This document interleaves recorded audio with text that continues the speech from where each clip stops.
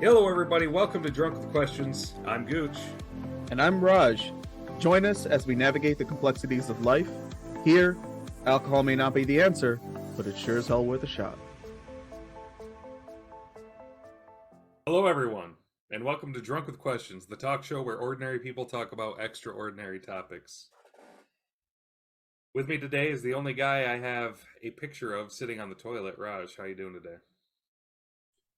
I'm doing well. I let me explain that for a second, though. I still had my clothes on. This is just one of those random IKEA moments that Is happen. that better or worse, though? My clothes are still on. I mean, come on, guys.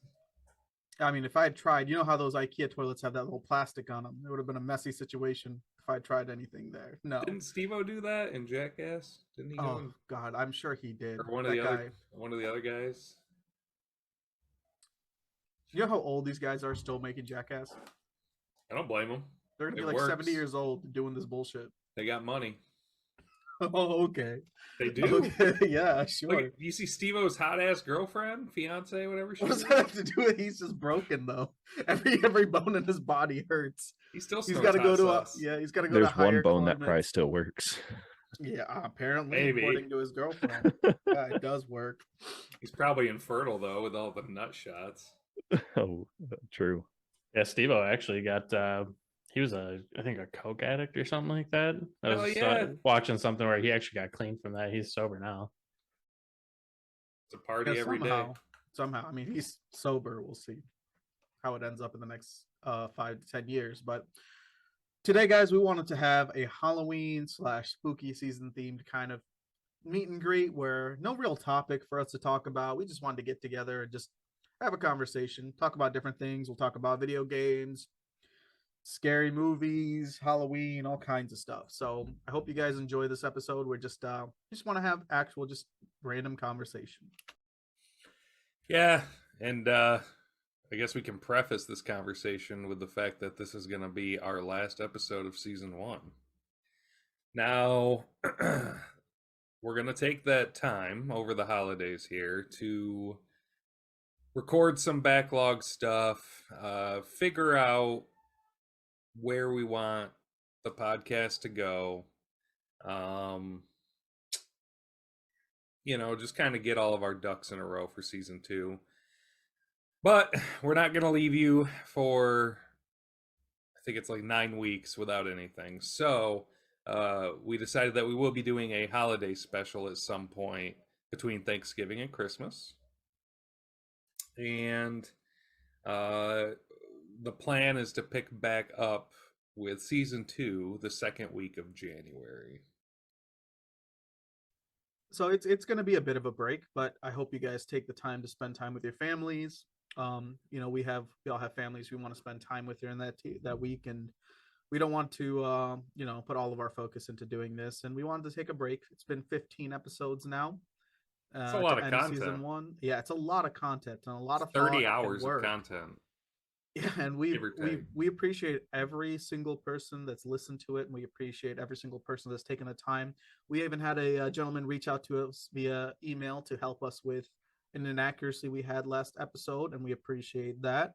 We wanted to just thank you guys once again for everything that you guys have done for us in this first season and these 15 episodes. So I hope you guys enjoy our banter as we talk about random stuff. One of the first things I think we should go ahead and talk about, what's the scariest dream that you guys have had? Oh man, I got this on lock, bro. All right. When I was a kid, I still remember this dream to this day. That's how scary it was. Well, okay, there's 2 dreams from when I was a kid. The first one was I woke up in a swimming pool, but the walls were really, really high and it was empty. And all around me were pufferfish.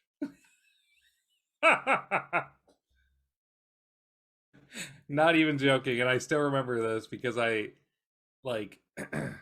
I was a kid, I thought pufferfish were poisonous, right? So I'm seeing like exaggerated spines in a pool that I can't get out of, and like I couldn't take a step. I remember that religiously.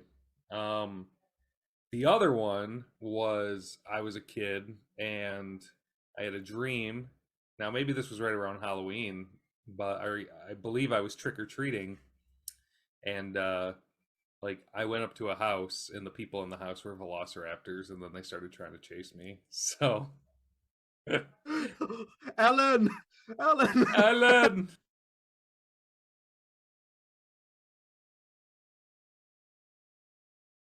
All right, Spicy, your turn. What was your scariest dream? That's a hard one, man. I can't really remember like a distinct, like scariest dream, like individually. I would say the biggest thing is like, so when I was a kid, I actually had quite a few nightmares as a child.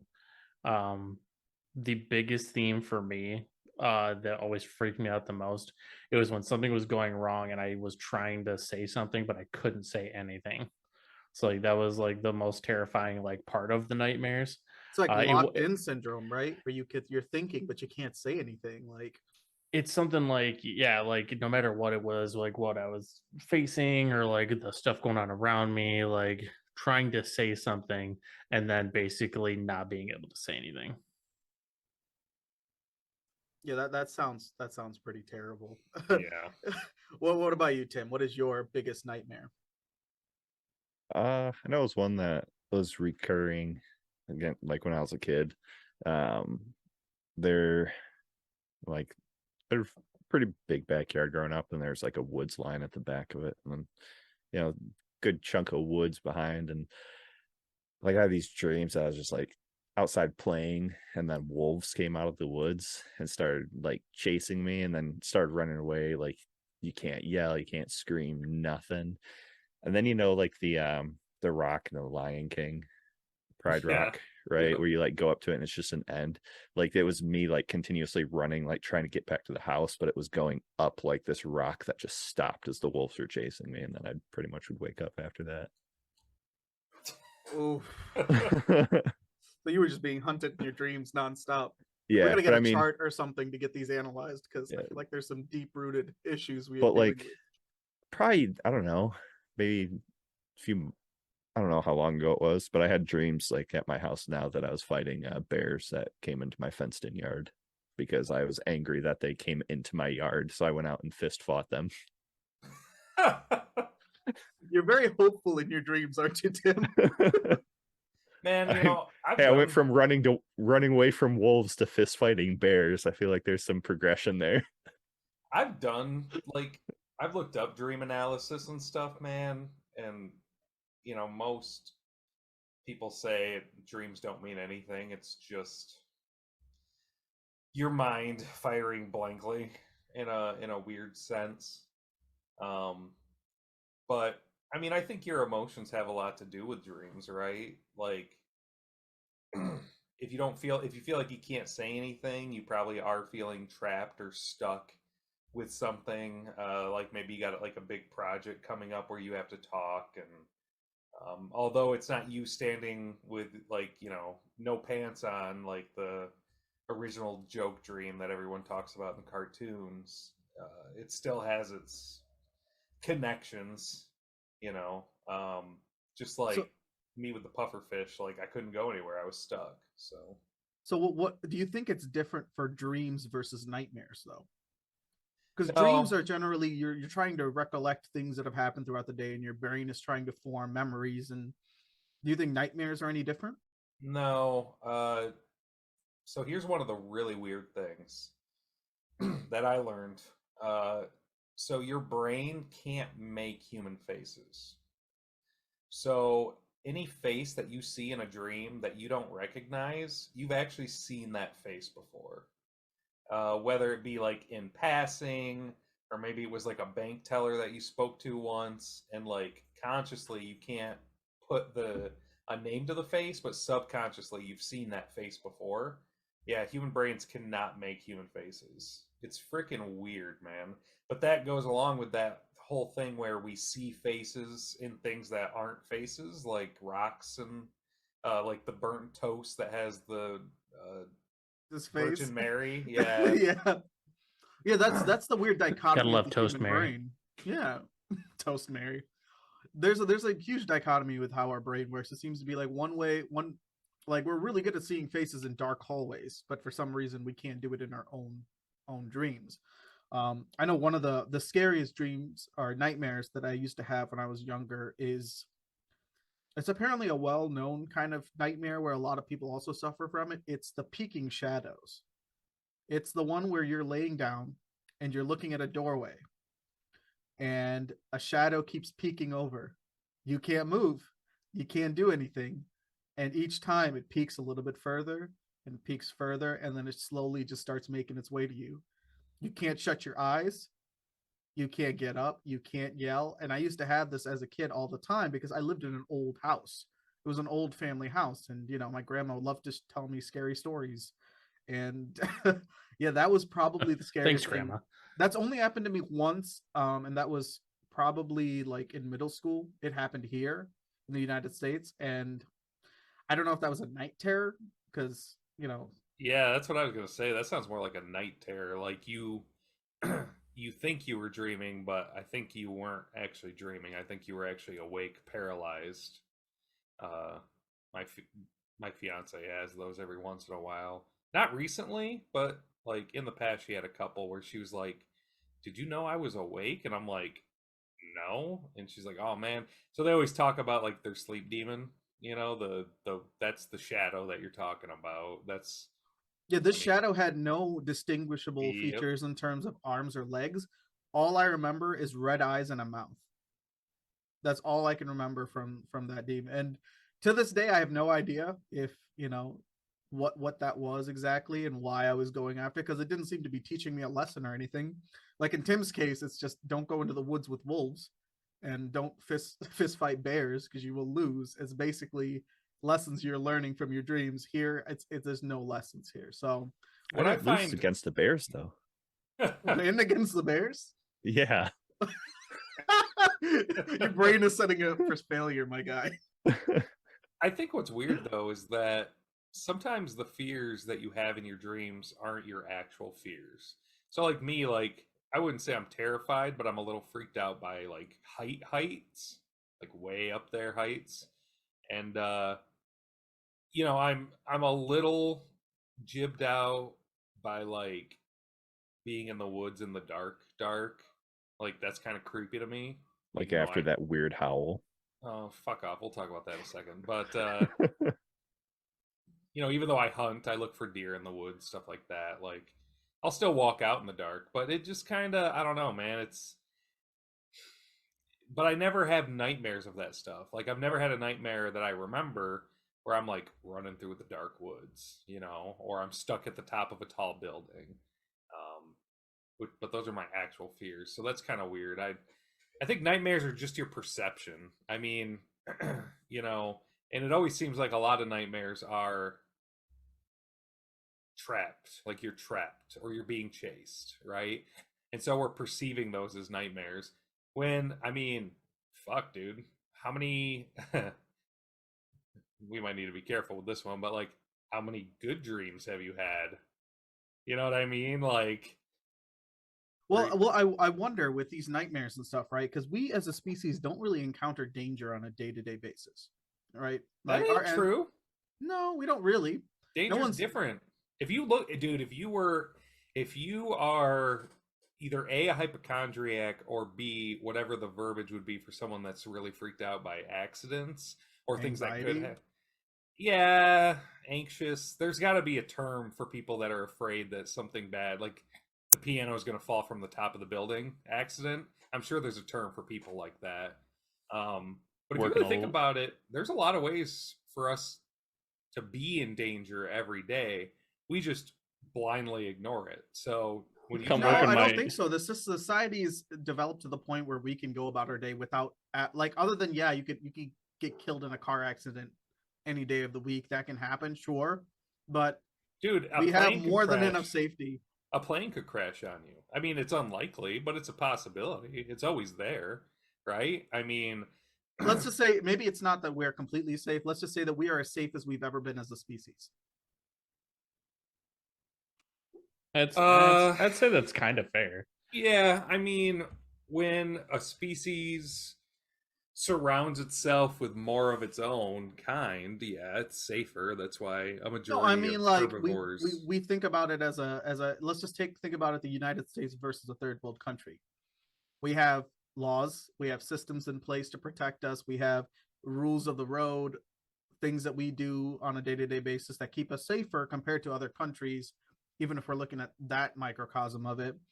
Like, we can go to work, come back, and not worry about a revolution happening or or a warlord taking over where your house used to be, like any of that stuff, right? So, like, do you think nightmares play a part in kind of inducing some anxiety for you? Oh no, I think nightmares are globally an issue. I'm sure whether you're in a tribe in Africa or you're the king of England or you're a first world citizen, middle class citizen, I think everyone has nightmares. I don't think there's any position or uh, financial status or anything that you can be in that would exempt you from having a nightmare. I What would I say will I'm kind of. say, oh, go ahead. Oh yeah, I'd say I totally agree with that. I mean, I think it's part of the human condition.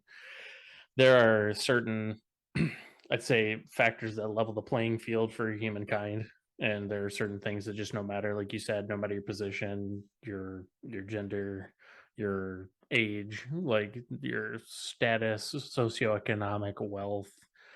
There's nothing that can like eliminate all of these factors. There's always going to be certain constants that affect everybody at different rates, maybe, but in general, they affect everyone. You don't think So, stress would play a part in how much you well, might not have nightmares throughout the, but like? stress is relative, Raj. That's what I'm getting at. So, if you lived in a tribe in Kenya, right?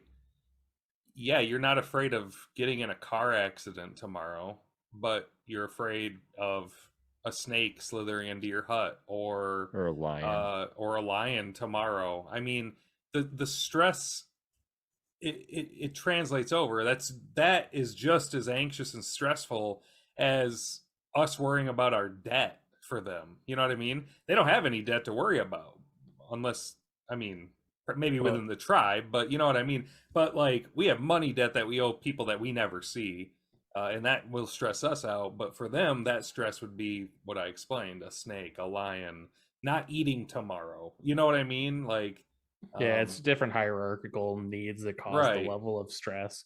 You know, they all cause different or sometimes similar levels of stress, but it's just based on where your prioritization is of those needs in your life. You know, like you said, if somebody doesn't know what riding in a car is like, you know, they don't fear car accidents because they don't have that base knowledge. But the stresses, like you mentioned, of things that do affect them in their circle will stress them out. And I think stress obviously is well documented as like a health condition now, as like the silent killer, you know, and I think definitely it will play into people having nightmares based on like not only the level of stress that you experience relative to your coping mechanisms.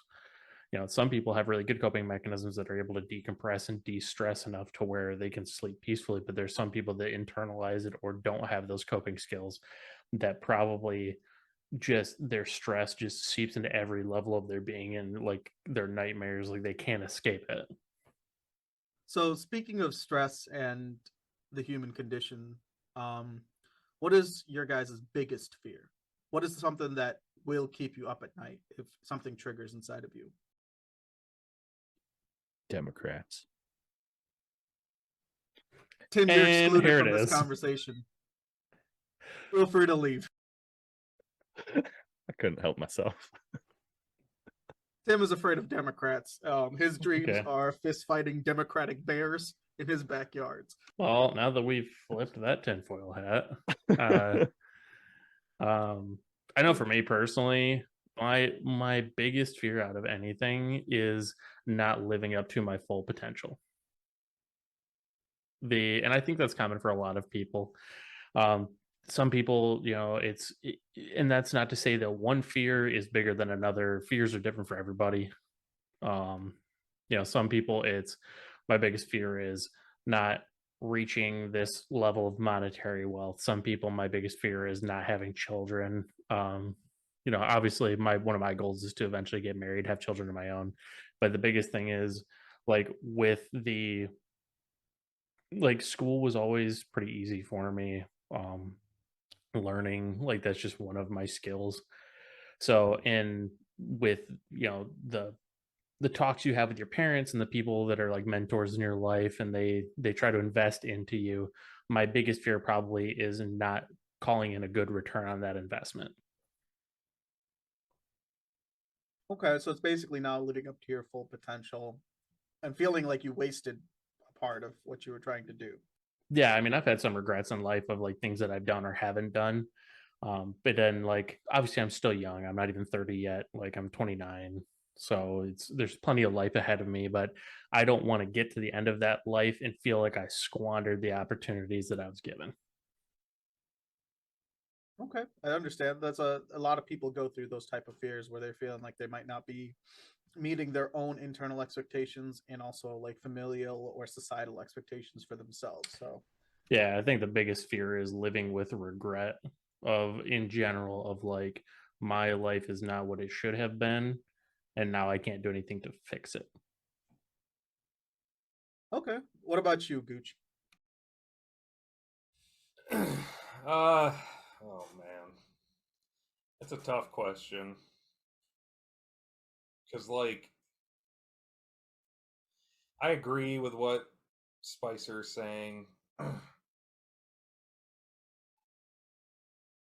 but I think it goes more into like maybe not being like a disappointment. I don't know. That's a tough question, man. Hey, this is an open space, man. It's just us and whoever's listening. No, I know. It's hard to answer it straightforward, I guess. Yeah, like I don't know.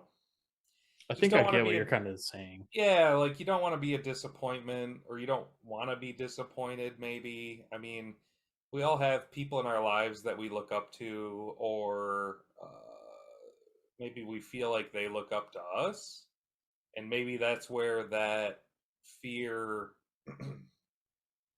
actually it's not that it changes, it just has a different meaning. So you could be like, I don't want to be a disappointment.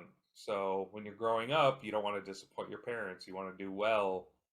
You want your family to be like, wow, that person's got a lot going for them.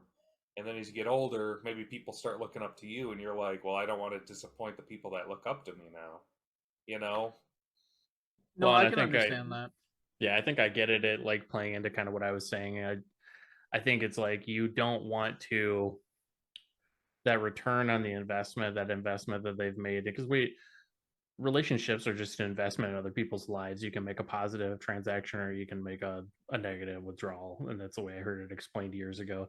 Like every interaction with someone is a transaction. You're going to either leave something good in their life or you're going to take something away from them or you're going to impart something negative. So it's more of I think being diligent with like the what people have given to us so that we can pass it on in a meaningful way. I think No, what hurts is I see people that, to me, embrace mediocrity, right? So, like, maybe something happened in their lives, whether you know what it is or not. But with Facebook now, we know what everyone who we've ever interacted with for more than 24 hours total is doing in their lives. And you see these people, and it looks like they're just embracing mediocrity. And I think what hurts me the most is I see them doing that, and although we don't know exactly what their happiness is, maybe you don't talk to them all the time, you see that they're embracing it. And in my head, I'm like, man, I wish I could do that. Like, I wish I was at a point in my life where I could just say, I'm happy, I'm good, working at the job that I'm at for the next 30 years, retiring, I could die happy. You know what I mean? Um, and so I think there's two types of people in the world. Well, there's probably three. there's settlers, there's reachers, and then there's evil people. And the evil people are like obviously the worst of our society. There's The settlers. saboteurs. Yeah, there's settlers that, maybe something happens in their lives and they say, "Oh, I'm going to put this on hold for X amount of years," and then they never achieve it. And then I think those are the people that do have deathbed regrets. And then I think there's reachers. I think the problem with reachers, though, is although they may not have deathbed regrets, I think they put themselves in early graves because they work really hard or are always striving for something more than what they have. And then that's just a life of disappointment. Back full circle. Yow. Yeah, I mean, I get what you mean by that. Like in terms of, for me personally, it's respect plays a huge role in my own personal identity. Like I don't ever want to get to the point or be the person that people lose respect in, because everybody wants to be respected, just not as a, as an individual, as a colleague, as somebody who's doing their work. You want to be known as somebody who's respectful and is respected in your community. And losing that is probably one of the biggest fears for me, because especially like it's hard to earn respect back. You can save face and you can, do what you need to in that to kind of get rid of any of the ill things that you've done, but once you lose respect, it's hard for you to get that back. And that's probably my biggest fear. And I think it stems from the same thing that you guys were talking about in terms of I don't want to be a reacher to the point where I'm screwing other people over to get to where I need to be, because then you're becoming a saboteur as well. But I don't want to settle either, because if I settle, it tends to be the same kind of issue where when people end up settling for something, they generally will just never try to reach for anything else. You might have the same job for the next 30 years. That doesn't necessarily mean that you're happy, doesn't necessarily mean anything other than you've got a steady income for the next 30 years. Are you okay with that? And for me personally, I want to be more on the reacher spectrum, but not to the point where I'm being a saboteur. And that's a tight line that you're trying to walk on. So that's probably my biggest fear, is just going either too far in one spectrum or the other. I think one of the best ways to explain what we're trying to say for like viewers that may not necessarily get what we're saying. So like imagine, and I'm sure everyone knows, people that grew up in a very small town, right? And you graduate with 25 people. Yeah. Yeah, that's a small town. Maybe more, but so like you graduate with like 25 people. So you got the people that go to college, right? But then some of those people are going to end up coming back to their small town. You got the people that never go to college and they just stay in the small town. And then you have the handful of people that are from your small town that keep building themselves up and up and up and eventually get somewhere, God knows where, I've never personally understood the people that could just stay in their small town. I understand having to go back. Things happen in life. I understand that. But when you're one of those people that stays in your small town, I've never been one of those people that I could be. I could find joy doing that. I mean, to me, it seems very. What's the word that I want to say? Repetitive. There's a better word for it, but you know what I mean. Like you just you're feeding into the cycle, and I don't know. I've just never been one of those people. I can't sit still for a long time. I can't do the same thing every day. Uh, you know, I couldn't go to like the same diner with a bunch of people right now. Maybe when I'm 80 I can, but right now I couldn't meet someone at a diner every Saturday and talk about Well, in my experience with dealing with a whole lot of people, I mean, I'm in banking, so I deal with people in all different social statuses and social climates. When I'm dealing with that kind of situation, the one thing I've noticed most is that a lot of people that are in that position, that stayed in their hometown, they kind of made choices early on that kind of forced them to be that person. So that could be having kids too early before you had a chance to kind of spread your wings and see what the rest of the world has to offer, and then you have to put your kids ahead of you. That's just how it's going to work. When you have kids, they're your world and it's about them and not about you. So, and then there's people that, regret not doing as well in school and then end up having to work a job that's local, that they got hired in at 18 and they've been at that position for their whole life. And it's basically that's their job and that's what they've done. And there's nothing wrong with that type of work, but I have a personal feeling just after talking to these kind of people, it's that if they had a chance to do it over again, they would not be where they are. And that's the general consensus that I've had with a lot of these people. Not all of them wanted to go to college, but maybe they wanted to try something else. Maybe the person that worked at the factory for 40 years actually wanted to have his own electrician company. Maybe he wanted to have his own, completely different from what he's doing now. But I mean, you do 20 years in a company, and at that point, you're just working for a pension. And you'll just keep doing that job over and over again just because it pays the bills, is what you know. There's not much change to it. And they'll just stick to that. And that's a level of mundaneness that is terrifying to me. Because you're basically the word I was looking for. Thank you. Mundane, yeah. Because it's just Monday through Friday, same schedule, no matter what. Sure, you get your weekends, but most of the time, because your work is so mundane, your other parts of your life tend to be more mundane as well. So it's just like a repetition cycle where it's basically you're just doing the same thing over and over again. And that's terrifying to me. And I don't ever want to worry about that. Like, I want to be able to travel. I want to be able to see the world. I want to be able to do what I want to in my schedule. And then if I feel like moving up, I have the option to move up. That's just terrifying. Well, and I think that I get where you're coming from with that, because I think the biggest thing for me was growing up like in a nice town, like it's a small town, but it's a bigger city. Like, it's not like, I'd say there's probably like 16, 17,000 people. So, I mean, you've got in like the greater area. So it's a good size, good school district, all the amenities you need, like things, conveniences. I mean, I remember growing up, even through high school, being like, it's a great town to live in, go to school, raise a family. I'm like, I don't see myself ever leaving. And then it wasn't until I traveled overseas to Europe that you really truly start to see how big the world actually is and how little of it and how much of it there is to see.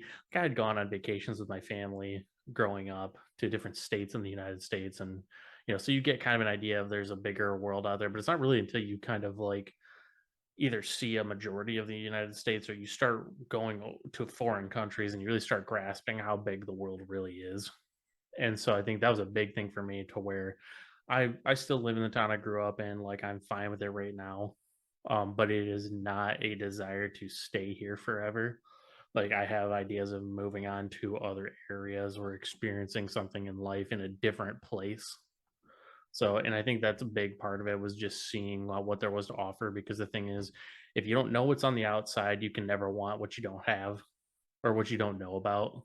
So, and that's not to say that, people don't know that there's other countries or that there's other things out there, but until you really get a taste of it, like whether you like explore it through like a vlog series, or you go travel, or you it's different to see pictures in a video of something versus experiencing it in real life. And I know that may seem like pretty obvious to some people, but it really is a truly like changing experience. It kind of flips that switch in you to where you're like, something's different now. Some people may not have that, but I think it's pretty common occurrence, at least at that point. It definitely is, because the thing is, you can know about something, but until you experience it, you really don't know. And that's the biggest thing. Like, if you you might know about a country, but unless you travel there and experience the culture and experience what they are, you don't really know that country. And it can be the same thing. It doesn't have to be with travel. I mean, how many people want to try different jobs? During the COVID crisis, a lot of people quit their jobs and did something different. A lot of people. I mean, it goes into the whole, like, when you go to college, like some people change their major all the time, or people through their 20s try different career fields of like, maybe I want to do something different outside of what I'm currently doing, or in a different realm of work. I think about it even now, and I'm like, am I really truly going to be happy doing this for the next 20 years? And unfortunately in life, there's a lot of times that obviously there are sacrifices that need to be made. There, you can either be happy with your job, or you can have a job that maybe you're not entirely happy with, but it allows you a good living and to raise a family. Rarely do people get to find both, where they are truly happy with what they do, that also affords them that high end living that they're searching for as well. And so it's just kind of that, what sacrifices are you prepared to make for that, or what concessions are you ready to make in one area of your life to achieve more goals in another area of your life. And for our listeners, when we talk about things of like, just living in the same town for the rest of your life and going to breakfast with them, people into your 80s, when we say talk about that, make no mistake, we're not dissing that way of life, and that's a lot of how our parents and our grandparents grew up and everything like that. It's not to say that that is not a good way of living, because if that is what makes you happy, then that is entirely fine. We're just talking personally about our own fears and concerns in this world of like, we want to see some of our aspirations fulfilled, which mean that we have to branch out at this point. No, that makes sense. Tim, you're awfully quiet. It's time for you to chime in. Also, like, he lives in Old Town, USA. That's yeah. why. That's also right. I like that aspect. Like, yeah, it's cool. Like watching videos. Like, really, like I think it'd be fun to visit Germany. There's a lot of history there. Like, I would think it'd be sweet to see the castles, like old school castles, right? In Ireland. Tim. No, but I'm talking because like 5,000. Yeah, sus. No, because history of the United States is really only 1600s. But looking at a castle that was like in the thousands, and like seeing that part, because like Southern Europe, I'm like, like I think there's a lot cooler things in Northern Europe. But don't you dare just I'm gonna bring you to India. Southern Europe. I'm gonna bring you to India. We got stuff that's like 8,000 to 10,000 years old. It'd be fun for you to look at. Yeah, but like I'm sure it'd be cool to go there, but I have really like no real desire to, right? Like if I had the funds and was like, yeah, I'll go to Ireland. Like I would love to go to Ireland, right? But if I don't get there, then it does like that. No, not even me, but like if I don't get there, it doesn't matter to me, right? Like I'm not a huge fan of like photographs and everything. Like, yeah, I'd love to see like a bunch of national parks, but I know like having dementia and Alzheimer's in my family, the last thing for me personally, because living, and dealing with it firsthand, I don't want somebody, when I inevitably probably hit that point at some point, oh, do you remember this? No. And that's going to make me mad. Like if I don't have photos of it, I didn't remember it, so don't talk about it. So like I'm content. I'm pretty like content with where I'm at. At some point I'll hit a point in my life where I can go see more national parks and maybe get out a little more. But if I don't, I don't. Kind of wherever life takes me at that point. It's not like a deal breaker. Like, oh man, I'm going to be super disappointed when I die because I didn't go to Zion National Park, right? Like, you should be disappointed. It'd be cool, but that's not like where I find a purpose. Like traveling for me, like I've moved out of state, I've lived out of state. It was okay. It's not, it's a definitely uncomfortable new environment, everything, but it's not necessarily where I felt like it was home. Well, that's kind of like, I mean, traveling out of state is not really traveling anywhere that's a new culture though. So have you traveled outside of the United States anywhere? No, and I don't, like, honestly, I don't really have any desire to. America. Yeah, I mean, Canada would be kind of cool. Like, I'd love to hunt and fish in Canada, but let's be serious. Their government is a shithole, right? Canada is a beautiful country, but why would I go to some place that's run by shitty people, right? Like, I mean, the United States is run by a lot of shitty people. Thank God elections are coming up here pretty soon. But beyond that fact, like, yeah, I like Michigan. I like the changing of the seasons because as you're going through the changes, there's always new life that brings, spring, summer. I love it. Like I couldn't live in like Florida, right? I would go absolutely insane in Florida. I hate humidity. Like I can deal with it in Michigan because I know in a couple months it's going to be gone. I would hate the desert. Why? Because I would get sunburned the second I step out the door. California can fall off the world for all I care. Like there's just some place, like I would love to go to Alaska, right? So there's a lot of places I'd like to see within the United States itself. Minimal sun, please. Yeah, but I like seeing the Great Wall of China. Yeah, it'd be cool. And then I go there and be like, yeah, I saw the Great Wall of China. That's not going to be on my headstone or in my obituary, because really, like at the end of the day, who gives a shit, right? I mean, like, so that's kind of like my aspect on like traveling and staying home. Like, it doesn't, to me, it may matter. To somebody else, nobody cares. Cool, like you went over and did this. Good for you. Like, you want a cookie or a pat on the back? Nobody gives a fuck, right? I'm not looking for some Instagram story to make my life look like some glorified reality show when it's No, not. I think that's the thing, that we're not talking about It's anything that we're trying to flaunt or show anybody else. It's a personal need, right? So when you're at your deathbed, and if you haven't traveled to some of the countries that you wanted to see, you're basically saying you wouldn't care. yeah. Like I'd really not care. Like I guess like one of my biggest fears, because I enjoy reading into like global politics and seeing like social media, I think, is the downfall of humanity, but it's also given an interesting perspective in countries that have not fully blocked it, because our media is an absolute shithole with actually reporting real things that are going on in the world. They do as much censoring as other countries do. I mean, that's the pure fact. You can watch 8 different news channels and they're all saying the same exact thing almost verbatim with each other. So seeing the independent news stories, I'm like, oh, like that's kind of interesting. So I guess like one of my biggest fears to kind of get through that point. And now I kind of like mentioned to Mike a little bit ago, because I'd love to build a new computer, right? But if the shit hits the fan, that computer's not going to do me any good. So I went out and bought a rifle instead. So like a fear, I guess, and it's something that you just kind of have to deal with, is that I would hate to not be prepared for those types of scenarios, right? I was going to say, if you don't say the downfall of humanity, Tim, you're a liar. Yeah, no, so that's like his number one priority. Yeah, so but it is like all this, being able to be prepared for situations down the road that could potentially happen. I mean, like, so I froze my 401k, right? Because I've lost 25% of what I've had in there. And they're like, oh, well, it's the long term, right? The money that I work for is going into some virtual account that's held by some billionaires somewhere off, in the greater picture of it.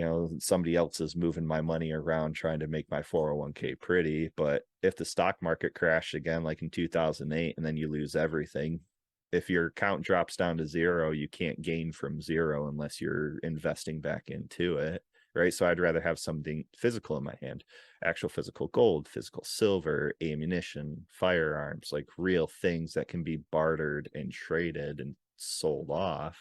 Tim, after this episode, we're gonna have a conversation about your fiscal policy. I've got some questions. But to be fair, though, the United States was much better off when our dollar was actually backed by something other than, like, oil is extremely manipulated. And that goes back to Rockefeller when it was like, oh, it's fossil fuels, right? Like, in the way that fossil fuels are created, if you're looking at a scientific thing, like, there will always be oil on Earth. At some points we'll probably be burning it off, but it's not like a finite resource that, oh, once you use it, it's all gone. Like, it's probably limited, but then why not use it? If we're here, why not use it? When I'm dead, it's no longer my problem. Well, and I do like agree with the idea of, like, it is important to be prepared for scenarios. Like, preparedness is, I mean, as I've gotten older, like, I'm not only with things in my job, like now having to carry a firearm at work, I want to be as proficient as possible, because my life, somebody else's life could rely on it. But also just having skills and a skill set and being prepared for different events is important. But where I kind of draw the line with it is, I don't want everything I focus on to be about preparing for the what if could happen, like whether we think it may or may not. I want to make sure that the days that I'm living, that I'm getting the most out of it, so I can be satisfied when the when the good Lord punches my ticket and it's time to go.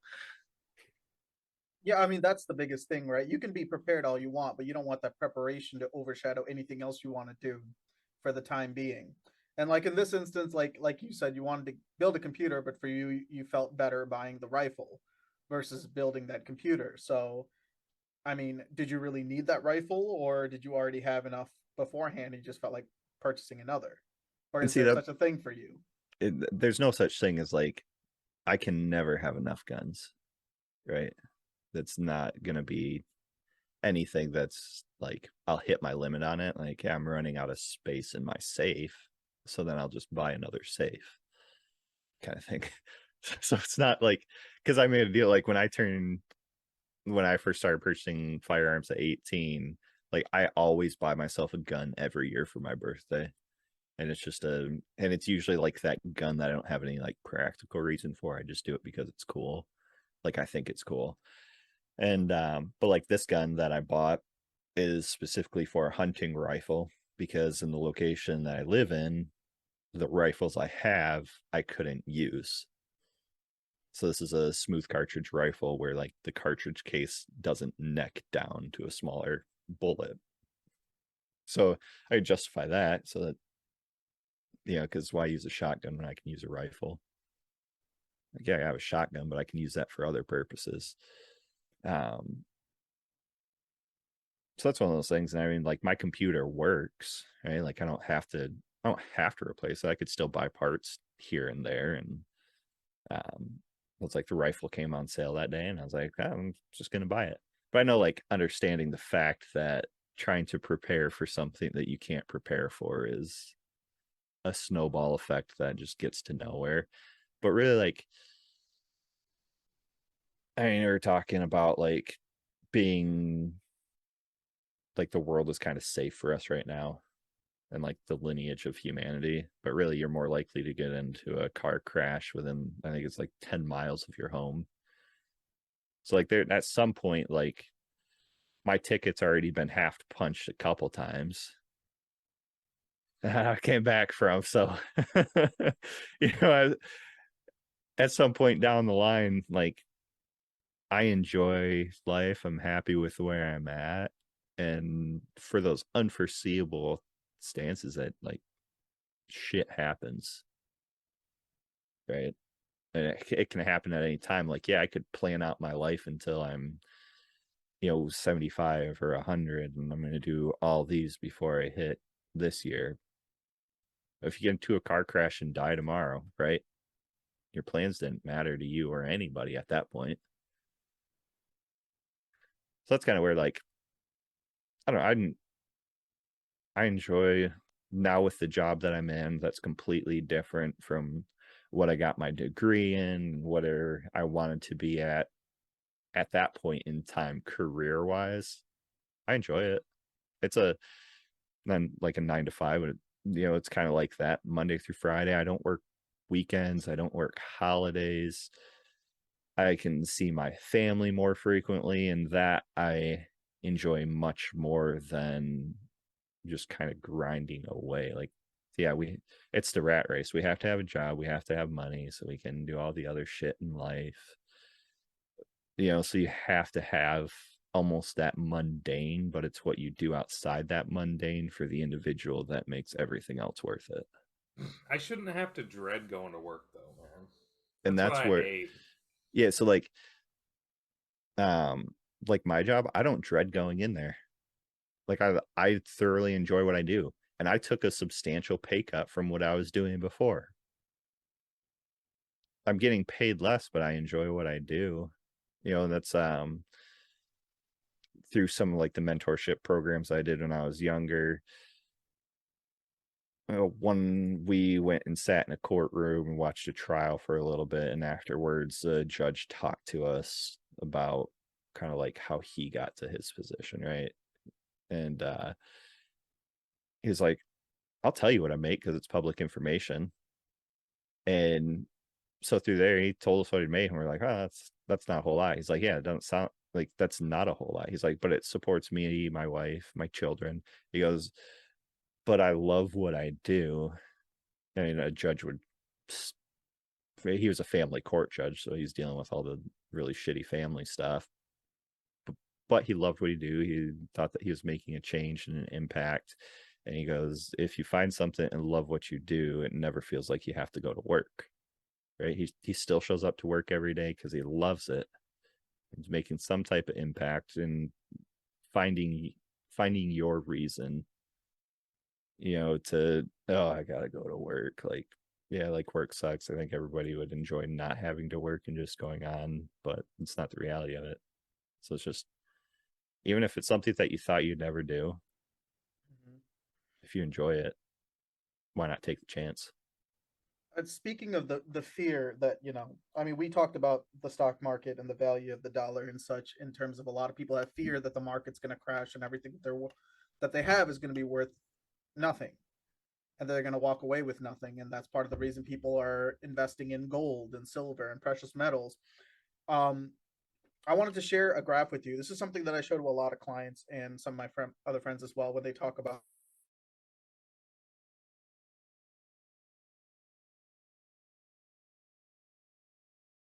You muted yourself. Can you guys see the screen? Okay, so if you notice here, this is the graph of market crash times, as well as the growth of the dollar and the US stock market's real peak values. So this is going from 1870 all the way up until 2020. This is the Great Depression, when everything dropped. It's gone up again. Then we had the 1970s crash with the oil crisis. Then we had the 2000s to 2014-ish. We had the dot-com bubble that burst, as well as the 2008 recession. This trend is just going up. Every single time we crash, we come back higher. And it's just been that we went through, this is probably the worst right here. This was the closest the US economy has come to collapse. And when you look at it and you see this trend, I mean, I think it's important that people are shown this kind of stuff where, yes, the market is volatile. Yes, the market does go up and down, but the overall trend since the beginning of the free market and purchasing of stock up until now has only gone up. And so, like, I get it. Like, yeah, things have clearly changed and have gone up since 1870, but those people who wholeheartedly invested in their 401ks and then lost every single dollar in 2008 and had to start over again. Yeah. You're looking on the sunny side, like the grass is always greener. Like, oh yeah, you can invest again, but the reality, like some of those people lost their entire retirements and have to go back to work, and now you have 80-year-olds, greeting at Walmart. Yeah, sure, but here's the problem. Why a lot of those people that were getting ready for retirement lost all of their money is because they didn't go and talk to anybody about how they should be moving to treasuries instead of stocks at the end of the year. When you get close to retirement and most of your money is still tied up in stocks and not in treasuries, that's an issue for you to solve. And that's become more and more obvious in terms of us talking to our customers and us talking to people about this kind of situation. When you're in your 50s and 60s and you're still majority in the domestic market and foreign market, if a crash happens, yes, you're going to lose a lot of money. But there is not a single fiduciary financial accountant out there that would tell you to do that.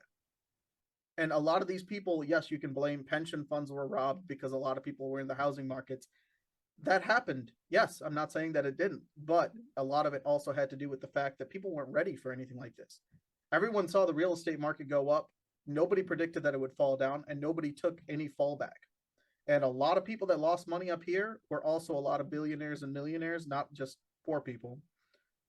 A lot of people lost houses. That was the biggest hit during this time. It wasn't the loss of financial 401k that they had a problem with. A lot of people lost their 401k and then also lost their house because they were doing adjustable rate mortgages, buying 5 and 6 properties at a time.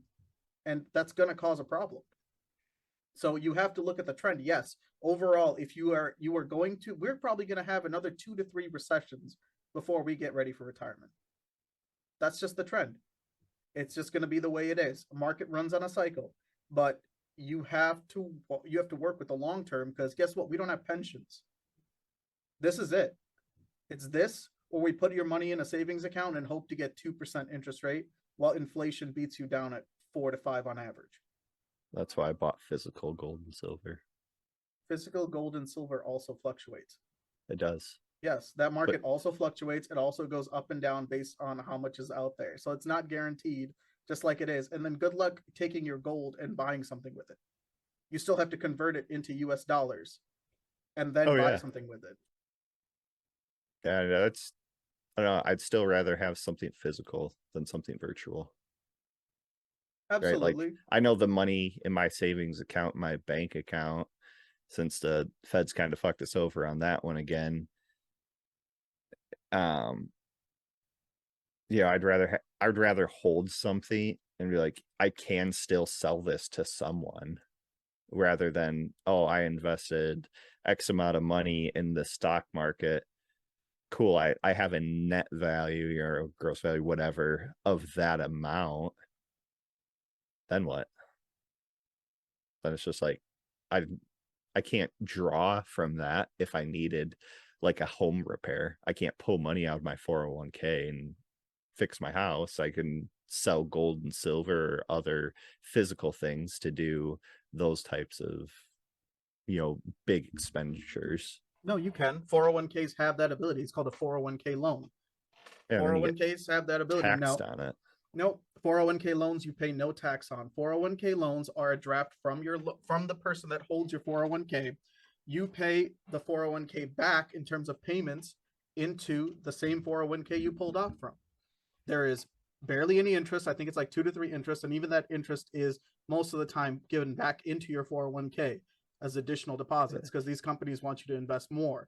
So this is not a case where you can't draw. Let's take a look at this chart here for the price of gold. You bought gold in 2013 at $1,700. You had home repairs that you needed to do in 2016 or 2016, and you sell that gold to do your home repair. All the gold has gone down in value by $600 per. How is that any different than you going to the stock market, buying a stock, and then when you need to cash that stock out to do something, you've already lost money and you have to keep it for the long term. You have to wait another 7 years before gold goes up to the same value that it was. Yeah. There's no difference, right? Other than like physically obtaining something, right? I would never buy a stock in gold. Like, that'd just be, like, to me, that would be asinine. Why would I buy a stock in it when I can buy a physical product? Yeah, right? That's what I'm saying. You can have that physical product, but the value of it changes just like anything else. Oh yeah, which is understandable. Same thing like ammunition, right? Every time a Democrat gets put in office, ammunition doubles or triples in price because they're saying, oh, we're going to ban guns, we're going to do all this other bullshit to strip you of your rights, and then eventually, as they figure out that they can't quite do that, then the price slowly, comes back down. And yeah, I mean, that's market. Yeah. We have a free market, and this is the side effect of a free market. Unfortunately, it's going to be ups and downs. Now, I mean, when you talk to a person that's in their say that you're a 20-year-old, you just turned 20, you just turned 21, you go into the market and you start investing 10% of whatever you're making every year for the next 50 years. And then let's say somebody starts when they're 30. What do you think the difference in what they end up having is? Oh, I know it's pretty significant. Like, I did Dave Ramsey class in high school, but that's if you do everything right, don't have debt, don't have all this other stuff. If you're able to contribute the maximum amount, get the company, contribute the maximum amount or more from your company match and all this other stuff. Just 10% flat. 10% flat, you're making no more, no less than you were when you were 20 to the age you were 50. That's why they kept this math simple. To the point where if you were let's see, if you're 20, you made the same amount since you were 20 to the time you say that you were 20, you started at a factory, you're making the same amount that you were making in the factory as you are when you're 60 years old when you retire. That'd be a shitty place to work. Absolutely, but I'm sure there's some people have done that out there, but I mean, we're talking about a difference probably. I think the last time I looked at it, the person that's 20 years old walks away with $1.6 million. The person that started in the 30s walks away with like 900,000. Yeah. They're talking about like a Roth or something different. Just a traditional. An IRA. A traditional 401k. Oh, 401k. Yep. And That'd be like if everything was going like pretty good. Sure. I mean, you're putting 10% the, of your 10% is pretty basic. We're not asking for 30%. hey, who can afford like 10% is a pretty significant chunk with the price increases. Not when it's pre-tax. It's 10% pre-tax. And let's say you make $40,000 a year, right? And then so you're putting $4,000 of that into a 401k. Yeah, it's pre-tax. And so what you take home is much smaller. So then you really have to determine, all right, what groceries can I buy? Gas jumps and 60 cents. And, that's. Yeah, but I mean, I'm talking about in terms of, so say that you have 40% or 10% pre-tax per paycheck, it's nothing. When you look at per paycheck, what you're making less compared to what you're investing into the market. 40,000 divided by 52 weeks coming out pre-tax, it doesn't affect you as much as people think. And like specifically for this year, it's like, yeah, so you're pulling out, so let's say, so is that 40,000 divided into 52 weeks, right? So you're doing 700 let's use like, we'll just round it up, $770 a week, right? What is what you would be like your weekly take home if you're making what, 40,000 a year? 40,000? Yeah, that's about right. 1,400.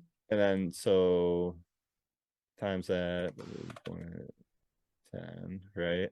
So you're putting $77 every week into your account, right? I've lost 25% of my 401k. So for every $77 I put in, $19.25 of that disappears. It disappears, but it also every comes back. week. But if my 401k dropped to zero, which you can't come back from zero. There's no guarantee that it won't drop to zero. No, that's how the 401k works, though. The only way it drops to zero is if you have a total market collapse. Everything shuts down. And I'm not talking about collapse. Every company, it's zero. Because the way a 401k works is that you have a diversified investment in about 100 to 150 different companies. So for your 401k to hit zero, all 150 top earners and top earning companies in the 401k bond that you have or 401k stock that you have would have to then hit zero. That would only happen if this country imploded. If this country went to absolute, it'd be anarchy in the streets, and that's never happened, as I've shown you in the chart.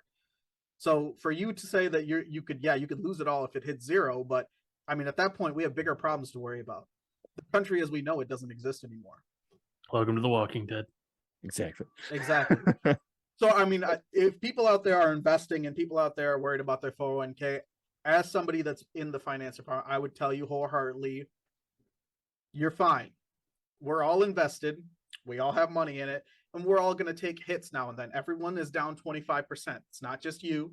You're not just, don't do risky stuff. All of your money in your 401k should be in a blended fund with a multitude of different companies that have 100 years plus of track record. So you'll be fine. Gold is great. Gold is great. Get it on the side, but you should also have a 401k. And if you got questions about that pesky warrant, I'm your guy. Yeah. Well, yeah, like I still have my 401k, right? Like I haven't touched it, but I'm also not contributing it to it because in the current market, like I would rather take the risk in buying some physical assets rather than investing it in a asset that's not backed by anything, right? Like even the money in my savings account, because I think it was during COVID, like banks, it's just a promise note. We'll promise to pay you this money, but we don't physically have all of your money here in the bank. Right? Because I think they used to have to hold 10% of accounts assets as like a physical asset, right? So if you had $100,000, the bank physically had to hold 10,000 of your assets, just easy numbers. And then they dropped it down to 0 for banks. So banks don't have to physically hold any of the money you have in there. It's just a promise note that they'll pay on it.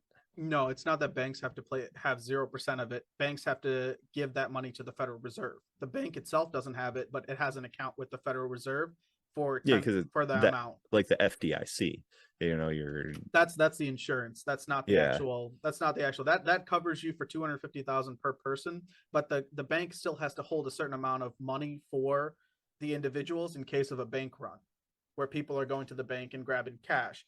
But there's also different variations in terms of, it depends on how much the bank is lending to.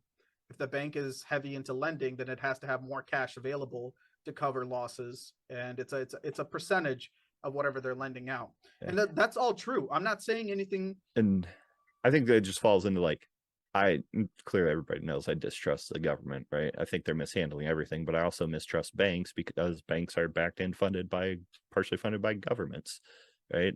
That's how it works, whether it's a World Bank or down to your credit union that's like what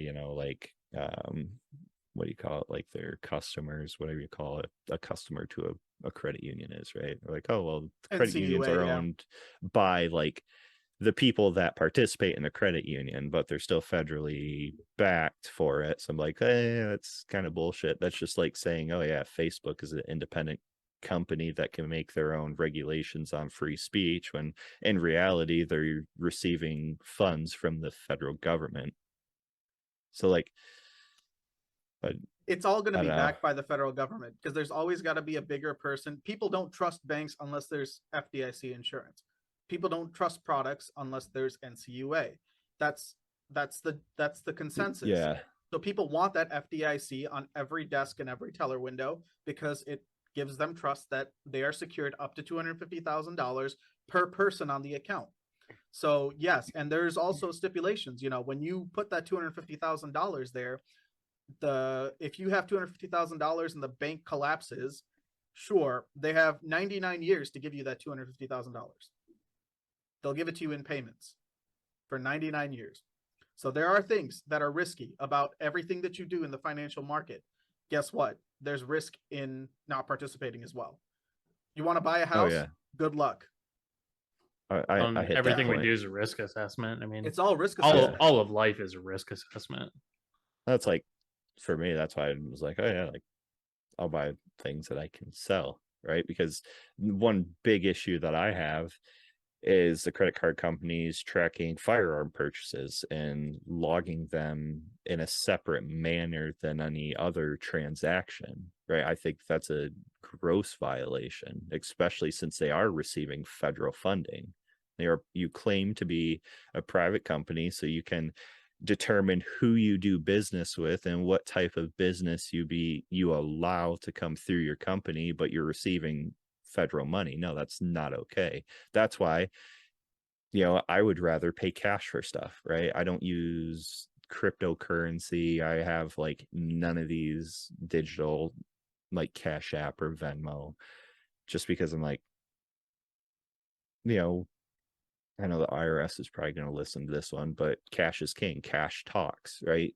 You go buy a car, like if you want to use car, you have $10,000 in cash, $9,999. So there's no paper trail. And you're like, hey, I have this cash on the table. The car sales, or he's like, you talk them down. And they're like, if I pay cash, what can I do, right? Cash is reported, like tip money. That's cash. It's, I don't know. That's one of those cash things. is king until you lose that cash. Cash is king until you get it stolen. Yeah, that's why you carry a gun. That's why, the gun is great. They'll just kill you and rob you afterwards. It doesn't give you any kind of protection. When you have an account with a bank and you deposit funds into that bank, if somebody tries to take money out of your account from that bank, and it goes through, the bank will most of the time, 99.9% of the time, cover it, unless you did something so terrible and so egregious in terms of your own security of your funds that they don't feel like covering it for you. So, I mean, my great grandparents lived through the Great Depression, right? they had money hidden all over their house. All over their house. They found an envelope of cash under the carpet. The carpet that had been there since, I think, 1950 and wasn't ripped up until after both of them died. And this was like large sums of cash, not just like $100 bill. And they had it hidden in books, like the pages of books, right? So, like going through it, like you literally had to open every book on the shelf. So like, yeah, cash, you don't have a physical security, but shoot, like my great grandma lived till she was 98, I think it was. Her cash never disappeared. Nobody even knew about it. No, but her cash went out of circulation. The most of those bills would probably be a pain in the ass to get recirculated and have new bills sent out, especially if it's from the 50s. Also, what happens if the house burned down? Yeah. See, that was the risk at that time, because they also didn't trust banks, because they lost everything because of the Great Depression. Yeah, the Great Depression is the biggest. Yeah, things still had value, but that doesn't mean that people lost. Yeah, and that we learn from these.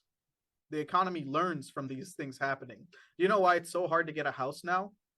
Do you know why getting a house is now a 45 month to a 60 or 45 day to a 60-day process? Oh yeah, because they used to hand houses out like no other. Exactly. So we learn from our mistakes and we get better. Good luck. Good luck buying a house without showing me where the money came from, who has it, where did it transfer from. You can't even gift money to a house without having a paper trail that follows with it. There are things that we do on a day-to-day basis that increase security and increase the ability for us to be decreases safer. Freedom. You want increased security or decreased freedom? Your choice. And I promise you, most of the people will select security over losing some freedoms. Thomas Jefferson would be so ashamed. Hey, he doesn't live in 2022. Increase in security means decrease in liberty. Unfortunately, that's the write-off. That's how it's always going to work. You can't have one without the other. What do you guys think? I know Gooch and Spicy have been in the sidelines while it's the Raj and Tim show for a little bit. I don't like talking about money. Stresses me out.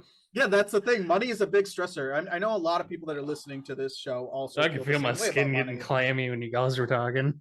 Yeah, absolutely. And I mean, this is something that I deal with on a day-to-day basis, right? I talk to hundreds of people every month about this very subject, about what I need to do. And none of this is me trying to sell anything. I don't need you to listen to what I'm trying to say. I don't need you to follow anything that I'm telling you to do.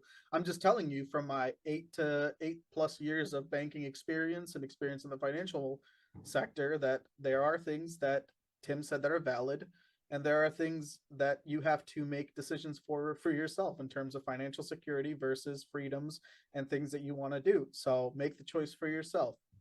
But call 1-800-GO-RAJ now, and we'll include a free gift basket with every purchase. And yeah, and don't forget, half of his family runs the IT center, so shipping and handling not included. And that's the thing. Like, I'm not a financial expert. Like, I'm doing what I think in my mind is right, because different things happen financially throughout life. You hit those ups and downs, and to be honest, like, I'm not a huge fan of people telling me what to do.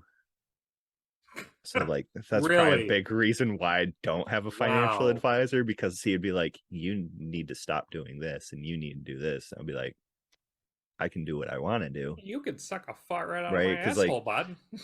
So I kind of want to move like my home business into my garage, but that means there's the little work. And I was like, oh, I'll put a wood burning stove out there. And I was talking to my brother, and he was like, well, will like your township let you do that? And I was like, well, I'll write it on a piece of paper that I can do it, and they can just kind of like figure it out. Like, that's not my problem. Well, his garage is not attached to his home, everybody. And while I respect it's a physical structure. Man. Let me just put it this way: the firefighter in me is just fucking crying on the inside. Like, oh, well, I'm gonna do it right. Like, I'm gonna put like intakes and like exhaust stack. Like, I'm not gonna put flammable stuff around this. You know, said every person that had a house fire ever. God, but burning stoves, man. But look how long wood burning stoves were in use, and not everybody's house or like garage caught on fire. My grandfather's house burned down from a wood burning stove. Yeah, you know what the crazy thing is about all those people that used wood burning stoves back in the day, Tim? They're all dead now. Can't tell you how many. I mean, By the way, to Crazy our listeners, statistic. by the way, that's a misleading statistic for those that are listening. The charred That bodies is. of the innocent Yeah. are rolling in their grave. but if No, you on a- maintain it, it's fine. No, but on a serious Not note, every like, guy that had a house fire. Yeah. the idea that you don't like people telling people what to do, I get that. Like, obviously we're independent individuals, we like to make our own decisions. However, I think there is wisdom in taking the advice of somebody that knows more about the area than I do. I don't profess to be an expert in all the areas. I try to do as much research as I can. um Sometimes it's more of the, I get that you're telling me that I need to do this, rather than be like, nah, I'm going to do it my way because you're telling me what to do. More of, I take it as a, okay, that's just kind of how you phrased it. You probably have a little more knowledge about this than I do. Not always. Some people are not always like going to lead you down the right direction just because it's an argument from authority fallacy sometimes, just because they have the proper enumerated degree at the end of their name or something like that, that obviously they're the expert on everything to be under that topic. That's not necessarily true. There are a lot of people that have doctorates in a subject that know not very much about what they're actually talking about sometimes, or because they have a certain title attached that they then profess to know about other things that maybe they do know about it, maybe they don't. But in the same token, like I said, I think it's definitely worth taking the advice of people that work in or have more experience in these areas. Obviously, you have to make the best decision for you. Mm-hmm. No, I think it's a failure of the person that is advising, because I think a lot of time when you go to advisors or people that have degrees and stuff, that expertise in a certain thing, most of the time they just tell you what to do. They don't explain why it's beneficial to you.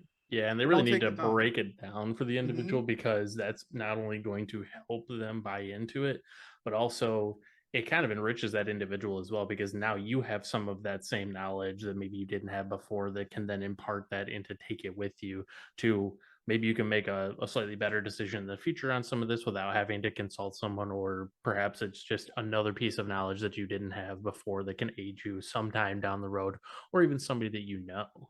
Yeah, which is like, I got a new primary care doctor, right? Because after all the gotta love that fun stuff that I went through, earlier in trying October. To die on us. Yeah, so like my doctor, he's been a practicing physician for 30 years. He worked in ER for I think like 10 years or something as a attending physician, and he was like, I'm gonna be real with you. He's like, I'm gonna dumb this stuff down. I'm like, that's completely fine because I'm not a doctor, right? And I was telling him about like the hives and the allergic reaction. He was like, and I told him, I was like, I didn't want to call an ambulance, right? I've seen people come to the ER for stupid shit on the ambulance, and it just kind of hogs up resources.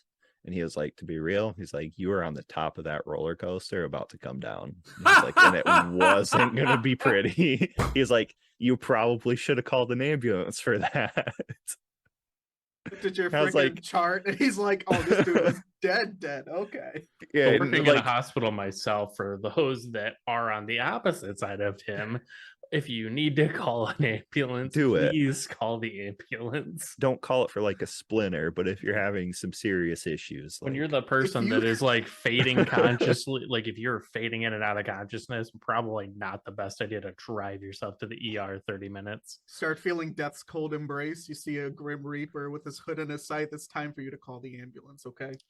Because then we got to show up with all the flashing red lights on the side of the road, and then we got to make this awkward trip.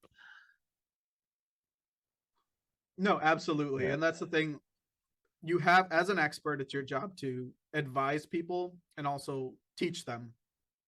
And that's a lot of the missing steps in when it comes to people like this. A loss, if you go to 3 or 10 people, 10 financial advisors, and 2 of them are terrible, you're going to lose trust in financial advisors, because then you're always going to be second guessing which one is actually telling me the truth versus which one is just BSing me, right?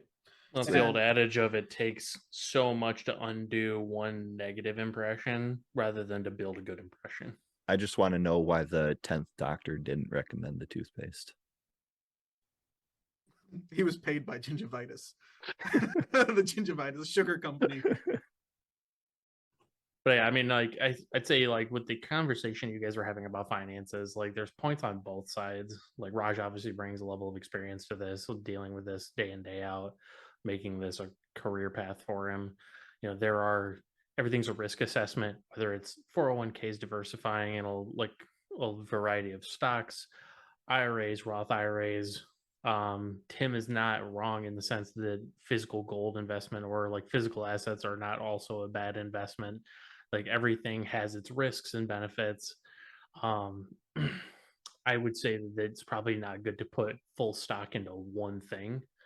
Like that's even by one thing I mean, like, yes, I know a 401k is diversified amongst a lot of different assets, but the like there are a lot of people that get a 401k or a 403b deferred comp through their workplace. Some places have partial pensions still. I know that's kind of a dying art.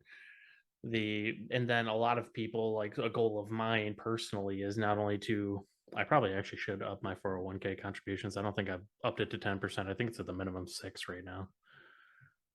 But the something I'd like to do personally, and what I know a lot of people do, is they will start another type of retirement fund on the side if they work extra or they can contribute extra to it, like a Roth IRA. They will do that as well, and that's just another side of hedging your bets. Oh, absolutely. That you have to do that. You're absolutely correct on that, because the thing is, a traditional IRA or 401k will help you, but it's also pre-taxed funds, right? Yeah. So it's always good to have a Roth IRA. For those that are listening, there's a traditional, which is going to be pre-tax, and Roth is going to be post-tax. So when you pull money out of a post-tax Roth IRA, you don't pay the tax penalty. Correct. So that's going to be like your best bet for, like, if you want to put that as your emergency savings, whatever you need. You're still going to pay a little bit of a penalty on it just because you're not over 59 and a half, unless you are. I mean, I don't know how old our listeners are, but in case you are, if you're under 59 and a half, you don't pay a penalty on it. Spicy's absolutely correct on this. Well, and it's something that I've wanted to start for a long time that I for some reason. So back to kind of the beginning of our talk, I have unfortunately in a good part of my 20s become very complacent in my life and letting life happen around me. And one of my goals is to start living a more intentional and diligent lifestyle. In not only in my personal health, but in like finances and other things. Like rather than like the carefree of let me go do what I want to do and hopefully everything works around me because I've got some of these things in place. There needs to be a lot more care, at least from me personally, into the attention that I give these areas in my life. And so the Roth is a perfect example. I should start one as soon as feasible. Like, and honestly, I may even try to create that as a primary contribution for a retirement versus my 401k, but that's something I'll have to kind of sort out. Yeah, I think there's a lot of people that think that success is a luck-based thing. And what you'll notice a lot more as you grow up and grow older is that if you do the work to make yourself successful, the luck tends to be more in your favor. But you have to do the work. Got to make the opportunities. You have to do the work, and you cannot be complacent, especially in finances. How it works nowadays, we're already behind the 8 ball compared to people that were 40 years ago. We have less in terms of flexibility in what we can do. In the 70s, a guy working one person in a household working a 40-hour-a-week job could feed his entire family. It doesn't work anymore. We have to pay significantly more to get education. We have to pay more for a lot of stuff, and it's just going to be the trend. As the market grows, the dollar is going to be worth a little bit less every single time. It's still the gold standard, but we have to be on top of our finances for us to feel then be successful in other ventures as well. So I would say that's a good segue. I'm gonna let Gooch chime in on the whole if there's a different topic that he wants to go with, but education I think is a solid one because I got a lot of opinions on the education system nowadays. So do I, Spicy. That might be a separate whole talk show though. Yeah, I think that should be a separate one. Like that's gonna be a deep dive, man. Let me just put it this way: education's gonna be a freaking racket, man. That's season 2, episode 1. Oh boy, the collapse, the beginning of Dum Dum. Can we call the episode One Room Schoolhouse Rock? So, do you think the access that we have today to pretty much anything, like, the different search engines and the amount of information that we can get just from sitting on our couch has had an impact on intelligence, because we can just look it up instead of having to be able to like recall information. No, recollection of information is not intelligence, and that's one of the problems with the education system. Yeah, but I mean, even like, because when in elementary school, they're like, oh, you have to know how to do this math because you'll never carry a calculator with you. Yeah, but when we were in elementary school, we didn't have calculators on our cell phones. Yeah, well, because like cell phones were, right. I mean, shoot, they were a thing. Don't say they weren't a thing, because they were. No, they were, but they didn't have the capabilities. Yeah, right. You could make calls on them, and they were not what they are today, clearly. Yeah, but our teachers weren't wrong when they said that to us in elementary school. No. Middle school, it started getting to the point where it was like, all right, you're full of shit. You're just saying what you've always said. But elementary school, they were being honest. I mean, they didn't think that there'd be calculators on phones. No, I mean, there's a certain level to what he's saying that's correct, that I feel like at this point, people won't even do simple multiplication without pulling their phone up. Right? There's actually. Yeah, that honestly, I see it on a day-to-day basis where it's just like they'll do something as simple as like 6 times 7, and they have to look up on a calculator to tell but hold on. Glue and put together, it's 42. Okay, hold on. Oh, I'm serious. I'm serious. It's a problem. I understand that, but listen to me. We as humans make mistakes. All right. So yes, it's simple, but we have something right here in our hands that can give us the correct answer, and we know that we won't be wrong. And that's one of the biggest issues. Is could it be an anxiety-inducing situation that we don't have to know things specifically because we can always look it up, so we don't have to remember it, and then we'll start second guessing us until we can like confirm on like our Here's phones. something. All I can think about is how fucking bored people were 100 years ago. But like, what were they bored? No, because they didn't know. I get that, but oh my fucking god, bro! Like, I just watched All Quiet on the Western Front, the remake from Netflix. Right, it's a German film, but they dubbed it. Dude, these dudes are just sitting in the trench, doing nothing. They're not doing anything, and I was like, bro, this is literally lambs to slaughter. You're just waiting to die. That's what you're doing. Like, did I send you the video of the Amish guy that saw a trail camera? Yeah.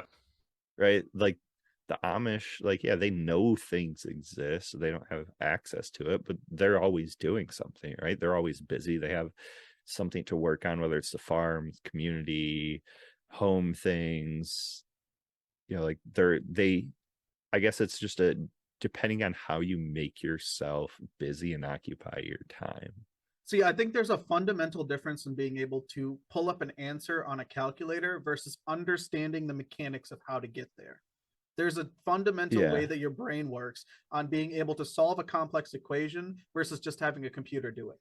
And I think you understand it in a way better than the computer can, because the computer doesn't care what the reasons or what it is. It just does it based on what the rules are. Well, even like with the plasticity of our brain, right? That's a pretty big thing. So if we're not challenging those specific areas of our brain, other functions will start to take over those areas. Because like you can literally train your brain to do things, and there are people who have like physical limitations, but they can train. Like, let's say you were blind, right?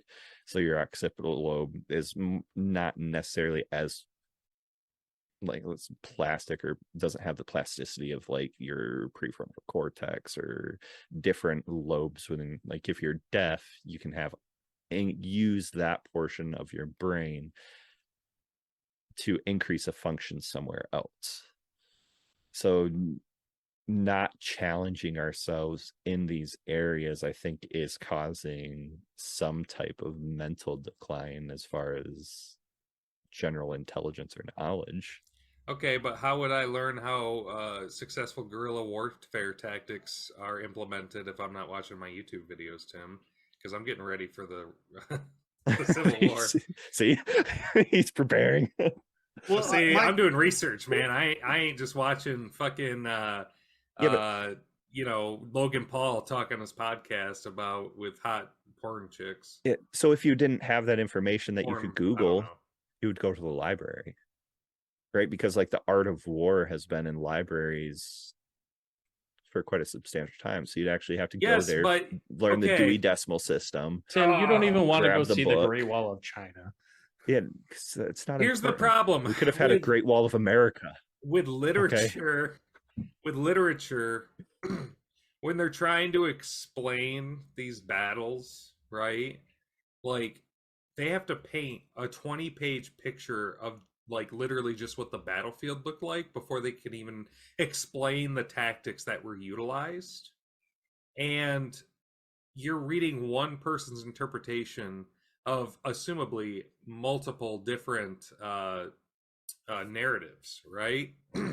But when I watch this YouTube video, now what I can do is I can have the battle map on that thing with the little squares of the people moving around showing me what they were doing, while the guy that's narrating is explaining the different narratives instead of jumping to his own conclusions. He can say that the general on Augustus Caesar's side said this happened, but the person on Hannibal's one of Hannibal's generals said that this happened, and he can say historically it's more likely that this one is what actually happened.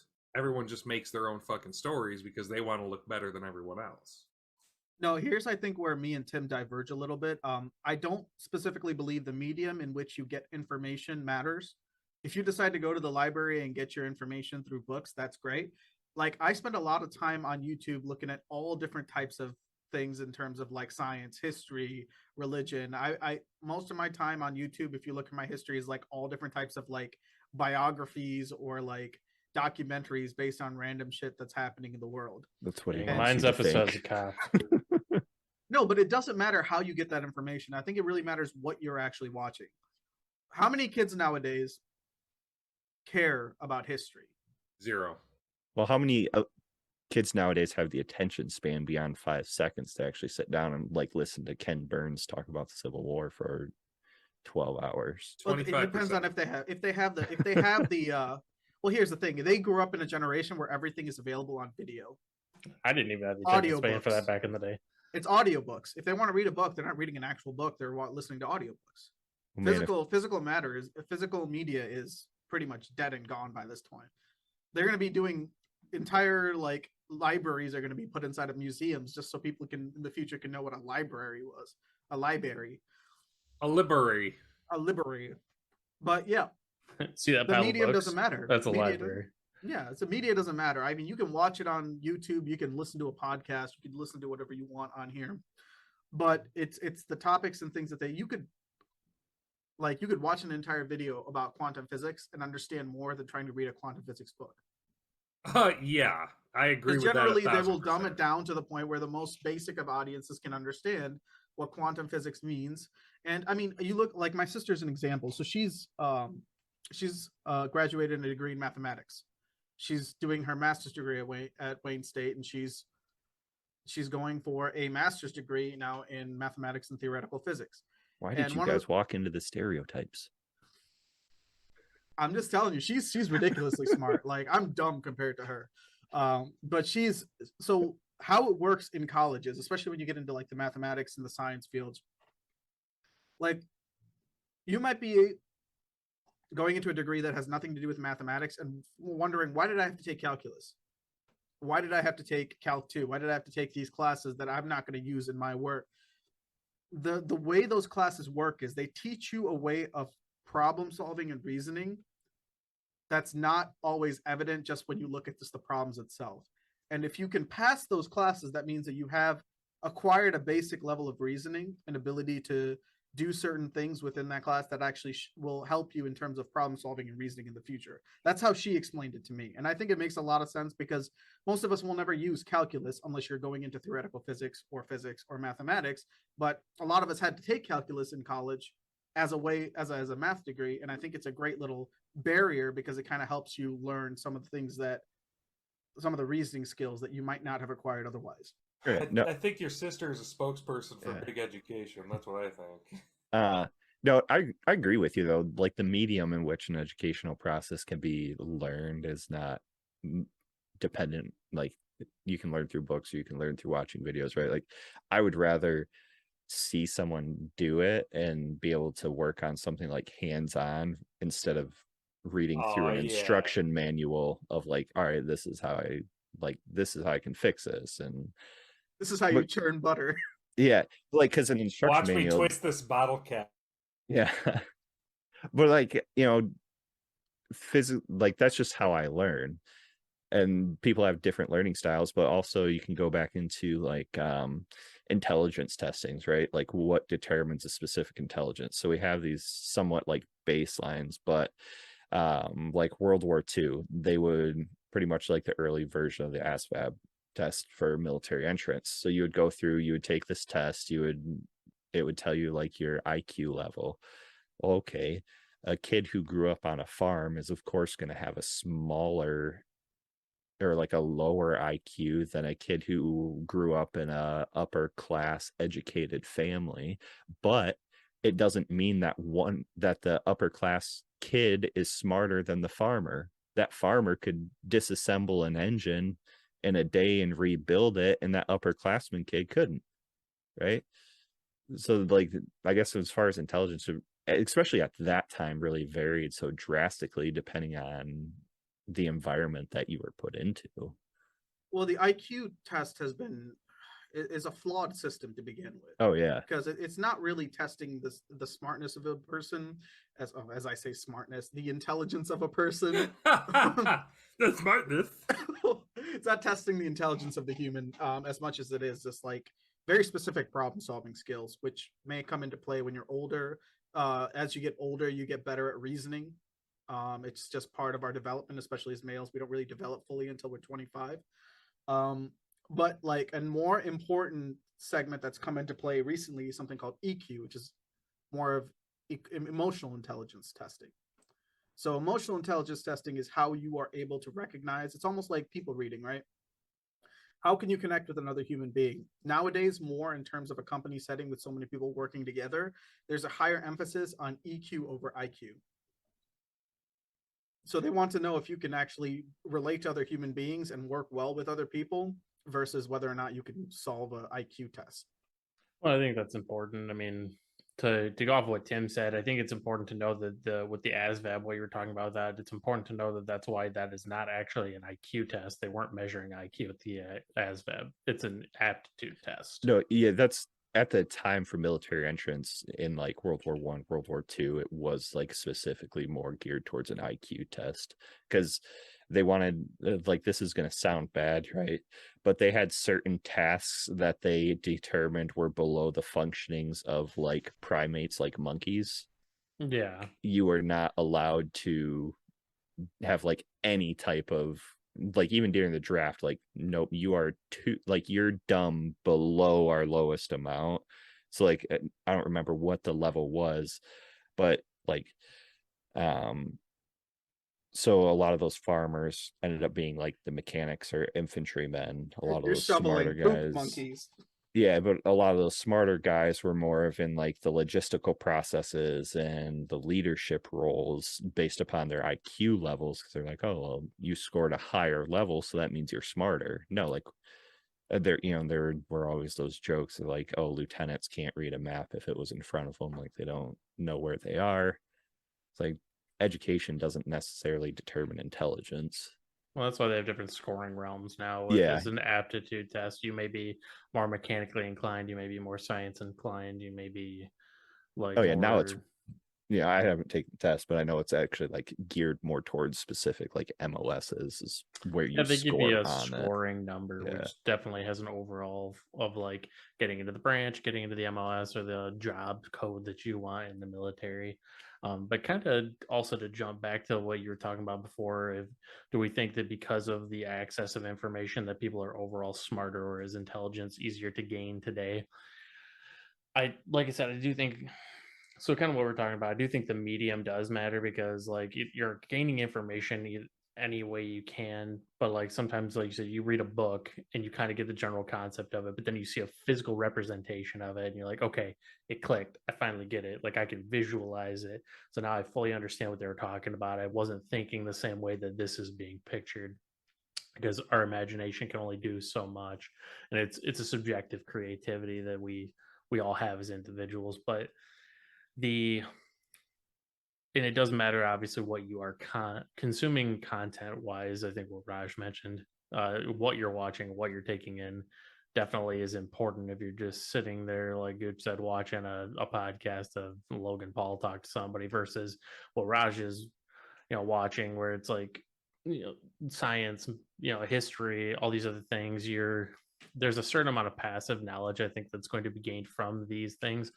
But I would say, in my opinion, we are not smarter as a generation or as a society because of our access of information, for a couple of main reasons. One, we have had such an inundation of media and information and things, and like the studies that show that our pleasure receptors in our body are getting, essentially, to, don't get weird about this, but essentially it requires more stimulation to gain our interest. Like, we're becoming a desensitized society because of the level of stimulation that's being put out in media. Like, it sounds weird the way you're phrasing it like that, but thinking of it in a scientific term, like, there's more flashing lights in content, there's more like colorful marketing ads, like everything is built higher and higher to draw in the attention and to keep that attention. And so there's just essentially, if it's deemed boring, or there's not all of these flashy lights and colors and marketing schemes and everything that people are used to, people are going to pay less attention to the information. And so there's not a net positive gain just because they're watching content or because they're trying to get the information from something. There has to still be that purposeful, intentional listening to the information and that conscious effort to help try to retain some of this. And there are strategies for trying to retain information that people can use. Obviously, different things work for different people. But I think just because we have access to the information, we're not necessarily smarter as a net gain in society today, because there are still a lot of people that there's also a culture of, I'll be honest, it sounds kind of harsh sometimes, but laziness, or a non-desire to basically think that all of the media and information has to be presented to us because we're used to news feeds and everything just throwing headlines at us. The critical thinking and the delving into looking up the information for yourself and really trying to break down where these sources come from, where all this information is. There's a lot more of it on one hand, where people are trying to fact check things going on, but there's also less of it because they're like, I don't need to go dig for it. Everything I'm getting is true. All the information is already presented to me. Why do I have to put in the effort? No, I mean, that makes a lot of sense, because I mean, you can take as much media as you want into your brain. I don't like the idea that like the human brain has a finite amount of space to take in knowledge. I don't think that's true. I think if the human brain deems it necessary, it'll categorize stuff higher and keep other stuff lower. Like at work, I'm known as the walking encyclopedia because they'll just ask me random questions. And I've watched so many weird different things. Like I got asked, like I was just, I don't know if it was two people having a conversation. It's like, where did the word alien come from? And I'm just like, oh, I know this. Why do I know this? It comes from the Latin word alienus. It means to someone that is outside. I'm like, let me break out my hidden Latin degree. No, and like it's nothing that you might find, it might never become useful to you, but it's just random stuff that you learn about that has some value. Like I'm the same way. I could care less about what's happening in Celebrity Weekly. I could care less about certain things that are happening in the world. Like if I think it's important, I'll invest time into it. Like the Ukraine-Russia crisis, we spent a lot of time understanding it, things across. So other than that, like what am I going to waste my brain power for that for, right? So like I'll watch these videos, things that I'm interested in, different topics. Like recently I've gotten into guns and I've been watching videos and getting more accustomed to it and learning. Second Amendment. I've been getting more and more into it. And I was watching a video or a movie or something where a guy was taking apart a gun and he's like, this is a very important part, and I'm like, that's not a part of a gun. I'm like, I've never seen that. That's a plastic toy. Sir, I'm new to this, but I know that that's not real.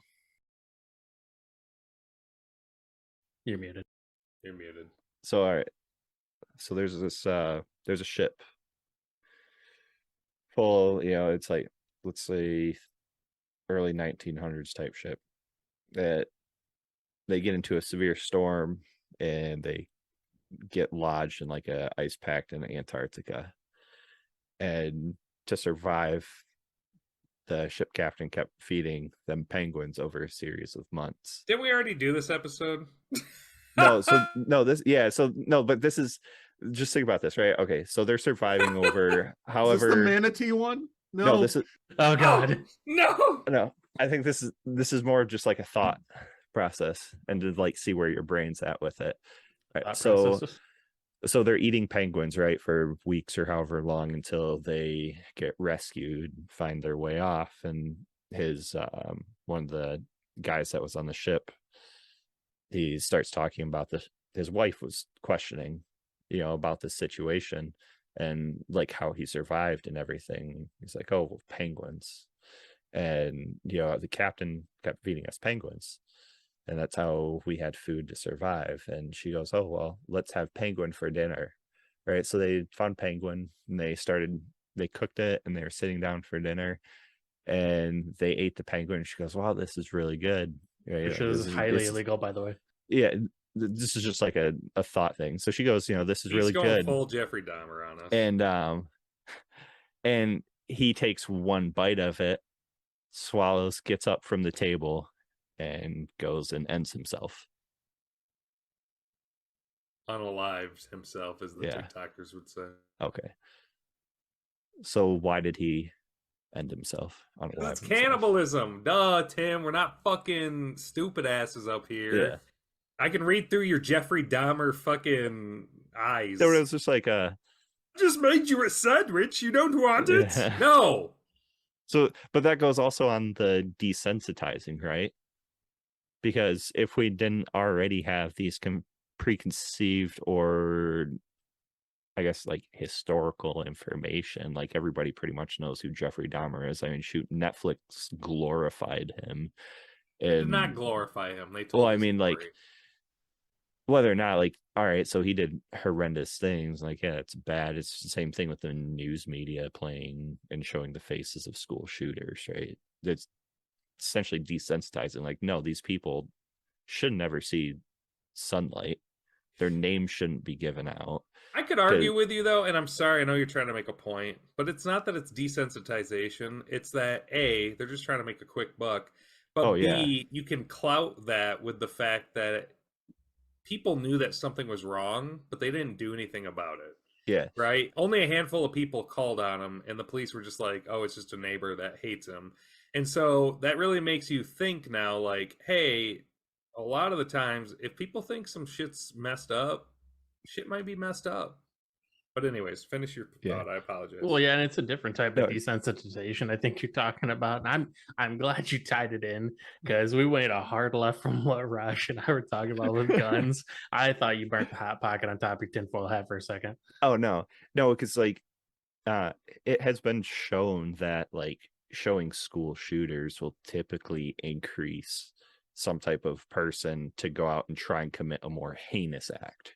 Right, because they see, the unfortunate issue that some of these younger men typically are in, and then they see this happen. They're like, oh, I can do it better. I can get that glory. I can be on news and all this other issues. Like, yeah, clearly there's something mentally wrong there. But then seeing it every day, right? Like when war really started to be televised, and there were photographs like in the Civil War, it was kind of fucked up because they would actually go and pose dead bodies. Like Devil's Den, there's a very famous photograph of a soldier in Devil's Den, and he was actually posed. He didn't die in that spot. The photographer just thought it would be a good photo opportunity to sell to the papers. And so, like, yeah, that's kind of fucked up. But then once people started seeing like the realities of war, and they're like, man, this is horrendous. But if you play it over and over and over again, at some point you're just like, and it's just another day, right? I think it was Walter Cronkite, the end of his like broadcast, he would typically state like, and so many US soldiers have died in Vietnam today. And he did that every day. He was doing it more for a point, not necessarily to like desensitize people that was happening, but to recognize the horrific things that were occurring. But I don't know, like, yeah, if you keep repeating it over and over again, eventually you're just like, even in the workforce, right, working at the hospital and putting dead bodies, you know, assisting in the morgue. And I don't know if you guys are still doing that, but that was like, thankfully no. Okay, yeah. So like when I got hired there, when I was working there, I was like, I have to do what? And then eventually it just came to, I'm just moving another dead body over, right? Like it sucks, but that's the reality of it, because you kind of have to lock that portion of your brain from thinking like this was a person. Well, that's the thought that I just kind of stumbled upon. Like, I think the desensitization, I was getting added in a different direction. Like obviously this is obviously on the more the taboo, the things that we find, you know, disturbing, question our own mortality, all these different things, like desensitization and those kinds of aspects. Mine was more of just like the level of engagement required to gather information, but they're related in a way. And honestly, you kind of just stumbled onto something that I was just having a thought on. Desensitization in general is regarded typically as a negative thing. Like we don't want to be emotionless, shut off to the world.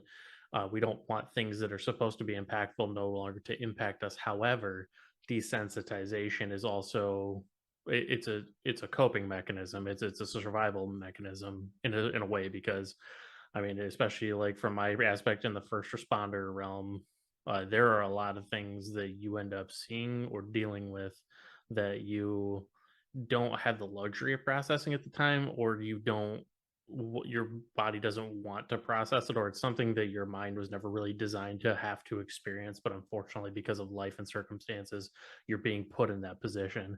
And so the desensitization of it, of like basically being temporarily, I should say, hopefully temporarily, emotionless or unavailable to a certain topic, purely so that you can accomplish a goal or you can make it out of a situation intact, then you later have the luxury of breaking it down and de-stressing and decompressing and processing the mental impact that it had.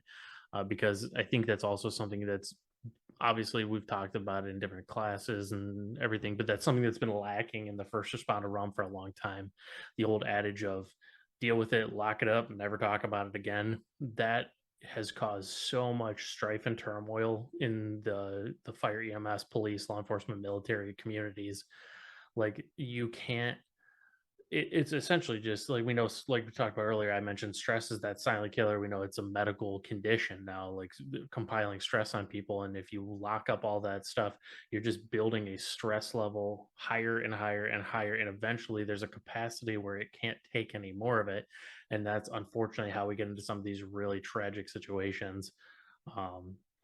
And so that's kind of my soapbox, is that we don't really have the luxury anymore in those types of career fields to not talk about it and not deal with those emotions and situations and the psychological impacts that they have on people. Because you can only be desensitized to a point. Something is eventually going to affect you, or over time it's going to affect you until it finally has to have some kind of escape route. Tim and I have already had that moment, and we had it together. We won't go into it, but yeah, I know. Well, that's like, that's fair. But I mean, that's like the same thing, like, right? Because I mean, I've learned that Raj also worked in a mental health institution, right? But people who haven't experienced those types of things, and like when I got hired at the hospital, I never would have expected to have those experiences that I did. I thought it was going to be like a TSA thing, right? Nobody's bringing weapons into the ER. You run it through an X-ray thing, yeah, they're good. Like I didn't realize all the shit that actually goes on. Like, yeah, you can get injured pretty significantly. There's all sorts of stuff that I was very naive to and then quickly learned. But at the same time, it's hard like that's where I think first responders with psychological issues are getting better in the fact that there are first responders who are getting their appropriate degrees to help those who do have issues. Like I can't think of the name. I was at a conference that I went to. Because if you're a first responder and you're having some issues that you want to talk to, and you go and talk to some shrink that doesn't know anything outside of the book that they learned from, never really experienced like those types of situations, it's hard to talk to them. I even talking to people like coworkers at my job now, if I share a story and I'm like kind of laughing about it, and they're like, what the fuck is wrong with you? Like, but I was like, oh yeah, like I guess because they didn't have that type of experience to learn how to cope with those types of things in a manner that you can just process through your brain without going down a dark hole. No, and that comes with experience for a lot of us, is that we've dealt with some of those situations. And I know for a fact that, when I worked in a traumatic brain injury center, it was the thing about traumatic brain injury, it doesn't just make someone different than what it makes them unpredictable. And that unpredictability is what really keeps you on edge. Like, I used to walk in on people sleeping. They were supposed to be watching these patients as they sleep, and they're sleeping themselves. And I had to take a moment, and some of them I had to take aside because I was in charge of that floor for a little bit, and kind of had to tell them, hey, this guy wakes up and he's in a bad mood, he could just hurt you. But you can end up dead that way. Yeah. I've had patients take forks and snap the fork part off, turn it into a sharp object. We have to do checks all the time to make sure they didn't have anything sharp. If he hurts himself, not only are you fired, the family's going to sue you. If he hurts you, then you got to live with the repercussions of that. And it's just that constant edge. And I mean, we had people that were, unable to walk or move around, and they were less threatening because they basically need help with everything. But we also had people that were like young people with car accident injuries that had traumatic brain injuries, and they're just as strong as normal people, if not stronger. Because once that switch flips, they get this adrenaline rush and the strength that is almost unbelievable. And, they can take on 2-3 people at a time if they want to. And if you're in a room by yourself and you get cornered, you're going to have to start fighting for your life. And that's part of the job, unfortunately. And I think some people thought it was just a babysitting gig. And yeah, never did I think that me and like 3 other coworkers would almost be stabbed by ballpoint pens in one interaction. It's just part of the gig. And I commend the people that have done it long term, and I commend the people that have had to do it, for long periods of time and have survived it. Because I did it for 2.5-3 years, and man, that stress, the feeling of the last day when I walked out that door and I didn't have to worry about it, is something I couldn't even describe. It was like, oh my God, I don't ever have to come back here and be stressed for a 16-hour shift anymore. Well, a perfect example was a guy that used to work with us. He retired from the Michigan Department of Corrections after 30 years. So he did a full retirement rotation out of the prison system. And he's like, I kid you not, the day that I left, my final day, it was like a weight, like it's the cliche, like it's like a weight lifted off their shoulders, like the dark cloud removed over top of them. He's like, but it's true. He's like, I can't even tell you. He's like, the biggest thing that he said was, he's like, it is like I finally got out of prison, because the people that work in that environment truly are basically in prison. Like, they have more freedoms obviously than the prisoners that are there, and they get to go home at the end of the day and have days off. But obviously in our state, MDOC, they have a lot of staffing issues currently. It's been going on for a long time, a lot of mandatory overtimes. And when you're working in that environment for an 8 to 12 hour shift, or you're getting mandated for a 16, that's a good portion of your day that you're spending inside of a prison with prisoners. So it is hard not to feel after that career that you were in prison for part of your life. And so that is a thankless side of law enforcement that I think gets very little credit. Not just them, but county jails as well. You're working in a lockdown setting, and really, there's a lot of mentally that goes into that I think is underplayed. And so hats off to those people. It's a necessary job that needs to be done, and I would not want to do it myself. And anybody that's listening out there that is in a position where they're so stressed at work that it's taken a toll on their life, unless you fully love what you're doing and it's just that stress is part of what you have to deal with the work that you do, there are options out there for you. You do not need to kill yourself in a job that you're not happy with just for the stress that you're dealing with. Look around, find a different job, try something new. Just Yeah, it's don't not burn worth yourself it. over it. It's not worth it. The best time to look for a job is when you have one. So that's completely true. That is entirely true. If you walk off the job or get fired because you don't care anymore, now all of a sudden it's an emergency and you need to find a job, and you're just going to find something that you don't want to do again. So you might as well look now. And since you're making money anyways, keep your head down, find what you want to do with the rest of your life, or at least for the next, I recommend staying at jobs for at least 3 years minimum. It builds a good record. Yeah, it looks good on your resume. You can hop around to different companies that maybe do the same thing to get those pay raises like they talk about. But just be prepared if you're going to commit to something that you should probably stay for at least 3 years. Well, because like you said, if it becomes an emergent scenario where you have to get something, I mean, you've not only have the stress of the job that you had, that may be gone now, but you've now compiled all the other stresses that you have to go along with that of like things that have to happen because life goes on, and you are now scrambling to try to find work. Just always like to encourage people, like there are resources out there, your local, like here in Michigan, we have Michigan Works. They can help connect people with it. There, as of right now, with the way the country is and like things going on, there are plenty of places out there looking to hire employees. It seems like everywhere you go, nobody can find enough employees. So there are options out there for people if you're looking. Yeah, absolutely. And it's just, if you feel like you're at a point where the stress is getting overwhelming and it's affecting your health, definitely talk to somebody, talk to friends, talk to family. You can feel free to reach out to us if you want to talk as well. We're more than happy to talk with you. It's just, we don't want it to get to the point where you're at that level where you're about to break. We want to get you if you're at that point.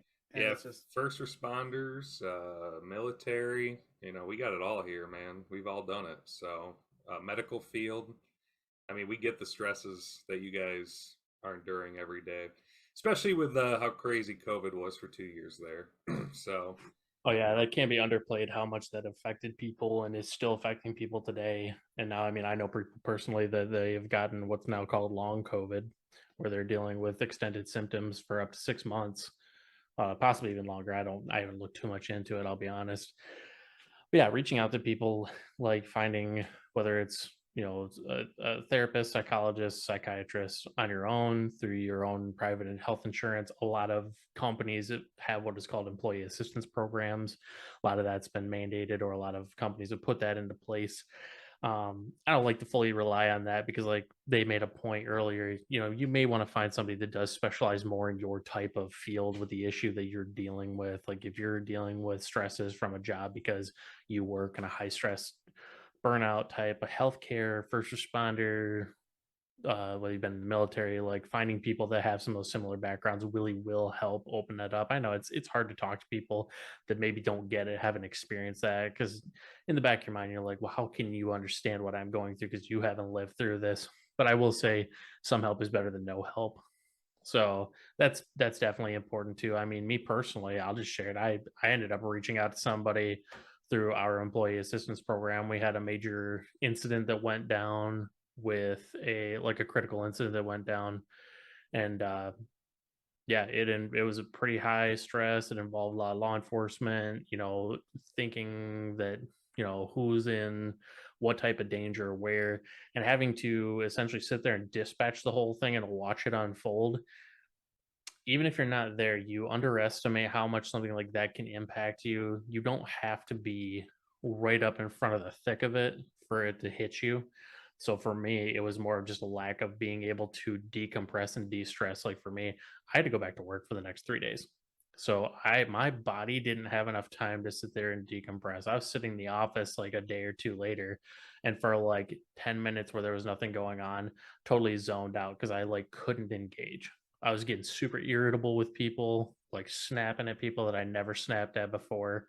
And I'm like, I have no idea what's going on right now. I'm like, I gotta go talk to somebody. And so it was through that employee assistance program. It was like 5 sessions, I think is what they covered typically, at least in my workplace.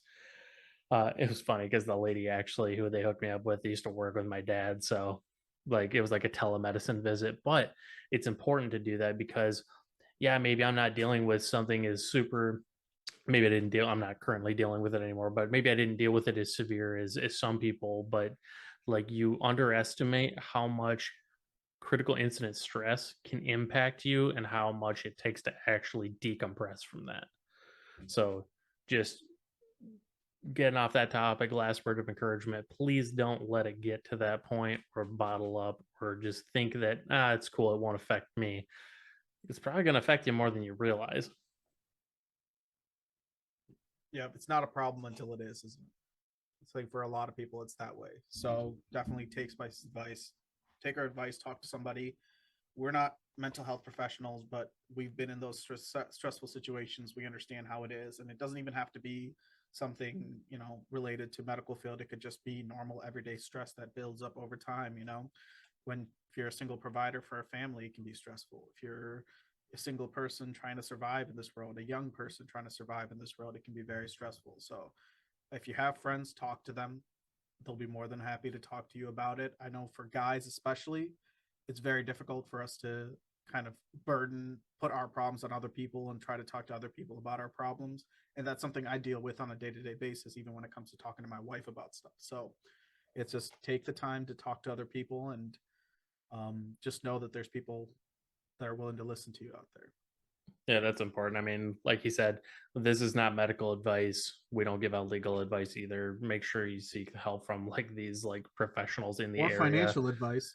Or financial advice. I mean, Raj is closer than the rest of us, but like, so yeah, we're not medical professionals, legal professionals. Like, we don't give out those kinds of advice. So just take this as like friendly person to person peer advice.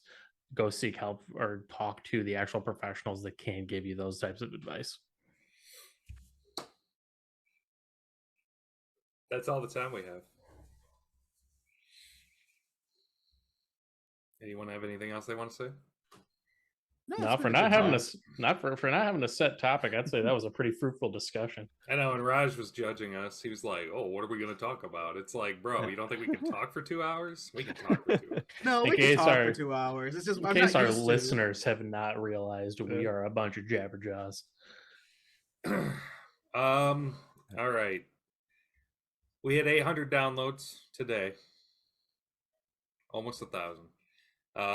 That's with 14 episodes, and we started end of July, so all of August, all of September, all of October. So 3 months, 14 episodes, almost 1,000 downloads. Not too shabby, if I do say so myself. No, more than we expected. Yeah, and that's thanks to all of our listeners. So we appreciate all of you, as we always say. And, you know, like always, make sure you are getting us out there to everyone that you can. Tell your friends, your family, people you like, people you don't like. We don't care. We'll talk to them. And, you know, the more people that listen to us, the more clout that we get, the more interesting things that we will be able to do for the show. So thank you very much for all of your support. And I think that's it. Look out for the Drunk with Questions holiday special coming out in a couple weeks here. And we will see you guys in season 2. So for the rest of the holidays and the start of the new year, stay ordinary, my friends. As always, everyone, thank you so much for listening to this episode of Drunk with Questions. Drunk with Questions wouldn't be possible without incredibly ordinary individuals such as yourselves. Make sure you join the Drunk with Questions crew every Sunday on your preferred podcast streaming website. Don't forget to like, follow, comment, and subscribe on all of our social media pages. And feel free to reach out to us by email at any time.